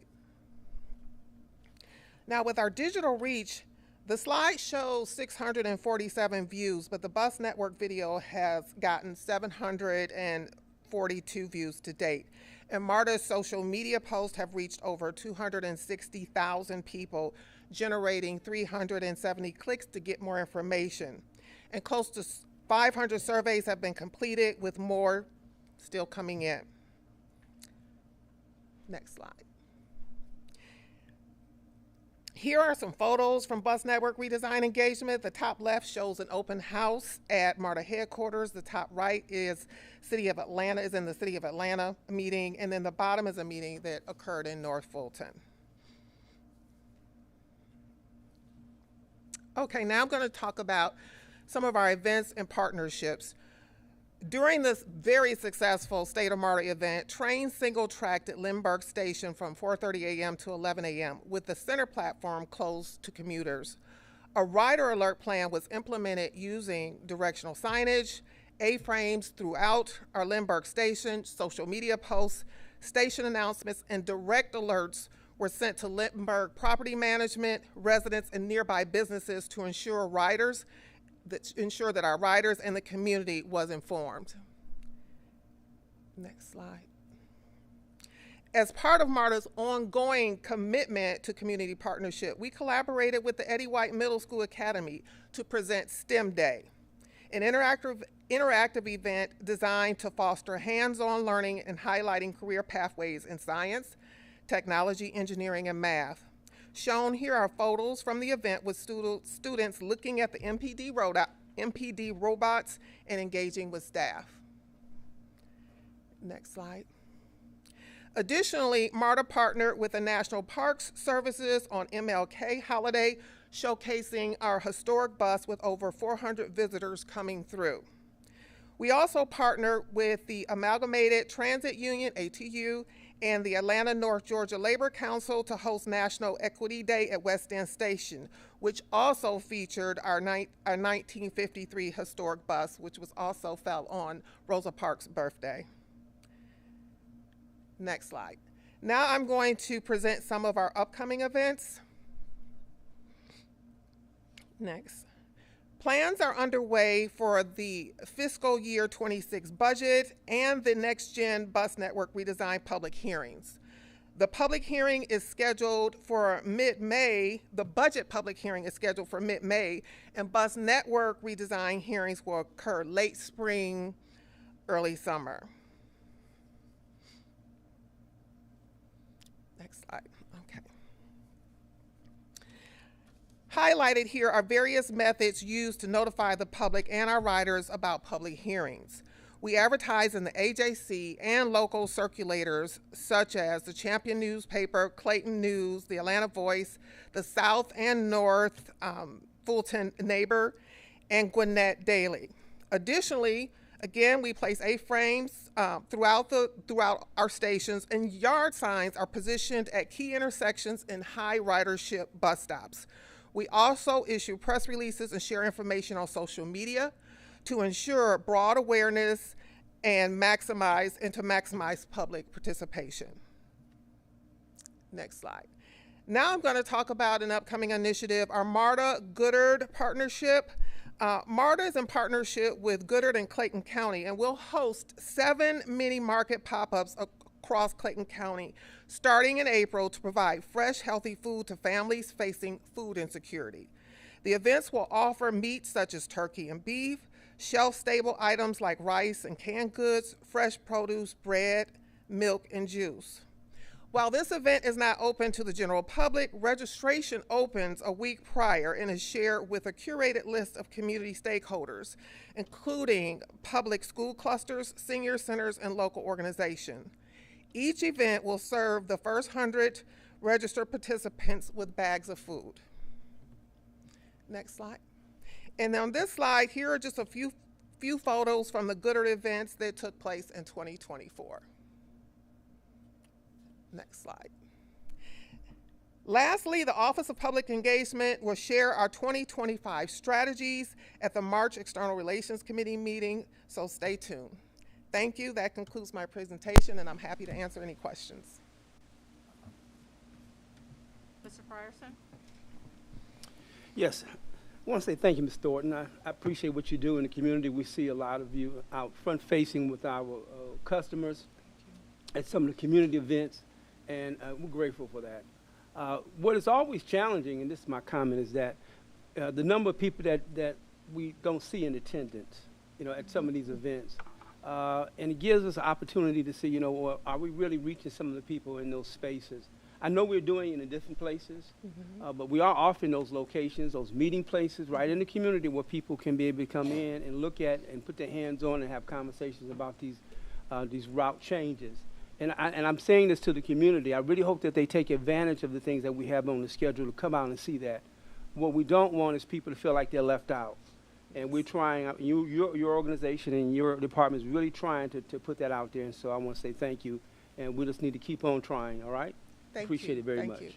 And to that point, thank you, Director Forrest. And that is why we are extending the public comment period so that we can touch more of the public and getting out. Also piggybacking on some of the meetings that jurisdictions bring to us and ask us to come out and table and share and provide information to spread that word, and additionally going out to some of the senior centers to ensure that they're getting the information. So yes, thank you for that. Mr. Pond? I've got 2 questions, and I think you partially answered one. From a general sense, how much pushback are we getting? Because people tend to not pay attention until it happens. So I'm curious, number one, that question, number one. Are you getting much pushback on the changes? So generally what I'm hearing is most of the feedback we're getting back is pretty positive. I think the concern or the challenge when people are looking at their routes possibly changing the proposal is how it's going to negatively impact them, or how my route may change. But when folks see that their frequency will be increased, that we'll go from 5 corridors that have 15-minute frequency to 18 corridors that's going to have 15-minute frequency, the response has been relatively positive. So I would say we're, for the most part, getting positive Well, I know your job is to make everybody happy, so. But we won't make everyone happy, but generally, I think we're getting pretty positive feedback. My second question is, and it's important that we spend the time and do it right, but this has been put on, it's been paused for a while, and it's been going on several years, so. Right. Do we have a clear end date for this process? So in terms of the community engagement, the public comment period will end March 16th, at which time we'll go from that engagement into the public hearing process. The public hearing process, again, will start sometime late spring, and that should end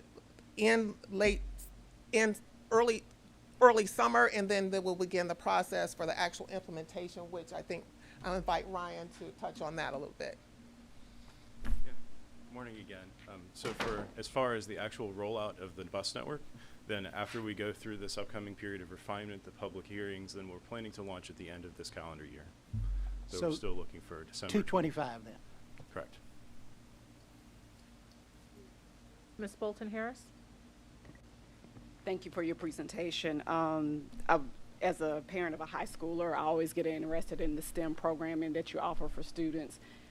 Is there any future plans for programming to introduce high school students in particular? This is a time where people are applying for different programs that introduce them to career opportunities, and obviously MARTA has several lanes of career opportunities for our upcoming youth through the program. Are there any plans to expand it to high school, or is it just these are programs that schools reach out to you all and say, hey, we would like to bring a group of students to learn more about MARTA and how it operates? Thank you for that question. There is not a program at this time, but the different high schools and middle schools reach out to us to ask us to come out and present around their STEM programs, and we're always happy to do that. And we invite other departments such as our MARTA police, because their robots are very popular with students, and we reach out to our engineering department if they have availability to come out and present as well. Okay. And is there contact information? Because I will definitely be sharing it to my son's school as an opportunity for the students there. But the other question I had is the food insecurity program you're doing in Clayton County. Is this just rolling to Clayton, or is there opportunities to roll it out to areas within Fulton or APS, Atlanta, to address these same issues? So for your first question, I would be the point of contact for engagement around the STEM outreach. And as far as the Goddard partnership, that is exclusive to Clayton County. That was a contract that was negotiated through our transit-oriented development real estate to ensure that we get this type of program into Clayton County in their food insecurity areas, because we do have the fresh MARTA market within our other jurisdictions, including Atlanta, Fulton, and DeKalb. Okay, thank you. Yes. Ms. Scott? I have a comment more than a question. And first of all, I want to say thank you. I have a letter that has been sent to MARTA from elected officials, especially those that participate on the Transit Equity Day and the MLK March Committee, such as state senators, state representative, Atlanta City Council members, and Congressman Hank Johnson's office, who still sits on the Transportation Committee, saying thank you for the Transit Equity Day participation. I will read that letter at our next board meeting from those elected officials saying thank you to MARTA. Thank you, Ms. Scott. Ms. Pollock? Thank you. I first want to state I am really impressed by the work that's being done around the Next Gen Bus Network. I'm engaged as a stakeholder as well as the public, and it's been really informative, and I think Ryan's team is doing a great job. I do have a few questions about the engagement around that, since I am hyper-focused on needing so much community support to make such a substantial and necessary change. So I think my first question is, I think from a rider perspective, I sometimes think you might be able to miss some of the notifications about the meetings. I've heard it on the train, but I'm just wondering, is there any opportunity to roll it out before the hearing at more of the bus stops or just the bus bays, and even on our MARTA app as an alert as we go to track a bus to say that this is going on? So yes, in addition to the meetings, we placed what we call bus hangers on all of our MARTA bus fleet to ensure that we get this information out to our riders. We're also doing canvassing at our stations to kind of meet riders where they're at as they get on and off the buses to ensure that they have heard about the bus network redesign. And then part of our engagement with our forward-facing employees, such as our operators, getting them informed about this, so when they're talking to our customers, they get information that way as well on what's happening, because many of our customers ask their actual operators, what's going on with my route, what's happening, so we want to ensure we're doing that. And in addition to that, yes, we will have yard signs throughout at some of our higher ridership shelters and bus stops, and to make sure that if we miss them at the stations or on the buses, if they're at some of those shelters, that they would get that information as well. Great, thank you. And then do y'all have a package that we can distribute with some of this information for the policymakers or mayors or other governments so we could pass it out on your behalf? So yes, we do have a partner toolkit that we've shared with our elected officials and stakeholders, and I'm happy to share that. That would be great, thank you. Okay. And then I think my last question is just, once the changes are made from the initial routing that was shown, is there going to be a comparison graphic just highlighting any changes that have been made as a result of public engagement, you know, a way to show the public that we're listening and responding? So we are taking in all of the comments that were received, and we're looking at the common themes, and we're going to talk to the public about, you know, we've heard you, these are the things that we've heard, and we're going to get back with the public to share, you know, what our responses are regarding what we've heard. So there'll be a comparison based on the common themes, and then sharing that with the public. Great, thank you. Mr. Van Sickle, did you have any comments?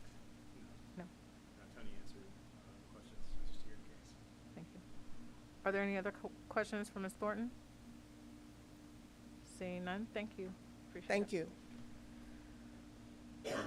Are there any other matters for discussion? Ms. Jones? I'm sorry, Mr. Zagabi. I'd like to just make a request, but it's a little bit out of the agenda. It's about a topic we talked about earlier, if that's okay with everybody. But I think we had a very hot discussion around what's going on at 5 Points, and I think it's really important that, you know, we continue that discussion and we're very transparent around what's going on. And I'd love to request, I had a bit of a text discussion going, bringing somebody from city planning, from the mayor's office, to just kind of come. I think we asked the team a lot of questions that they didn't have the answer to, and kind of said, hey, that's in the city's court. And I think it'd probably be really good for this board to kind of be able to ask those questions directly and hear that side of it. So if okay with folks, I'd love to add that to our agenda for our next board meeting. Work session. Yeah, board session. Thank you. Mr. Frierson? Yeah, I just wanted to recognize, we recognized our new member, but I think this is our first committee members, board members meeting for Elizabeth Bolton Harris at our committee meeting. She's been at the board, but this is the first set of committee meetings that she's been on the board. And want to say welcome. She's sitting next to me, so I'm going to be the one to answer a lot of questions. And that's good. I hope I got the right answers. But anyway, I want to welcome her and our new member. Thank you for joining us, and we appreciate what you're going to bring to this discussion, and we try to move transit forward. All right? Thank you so much.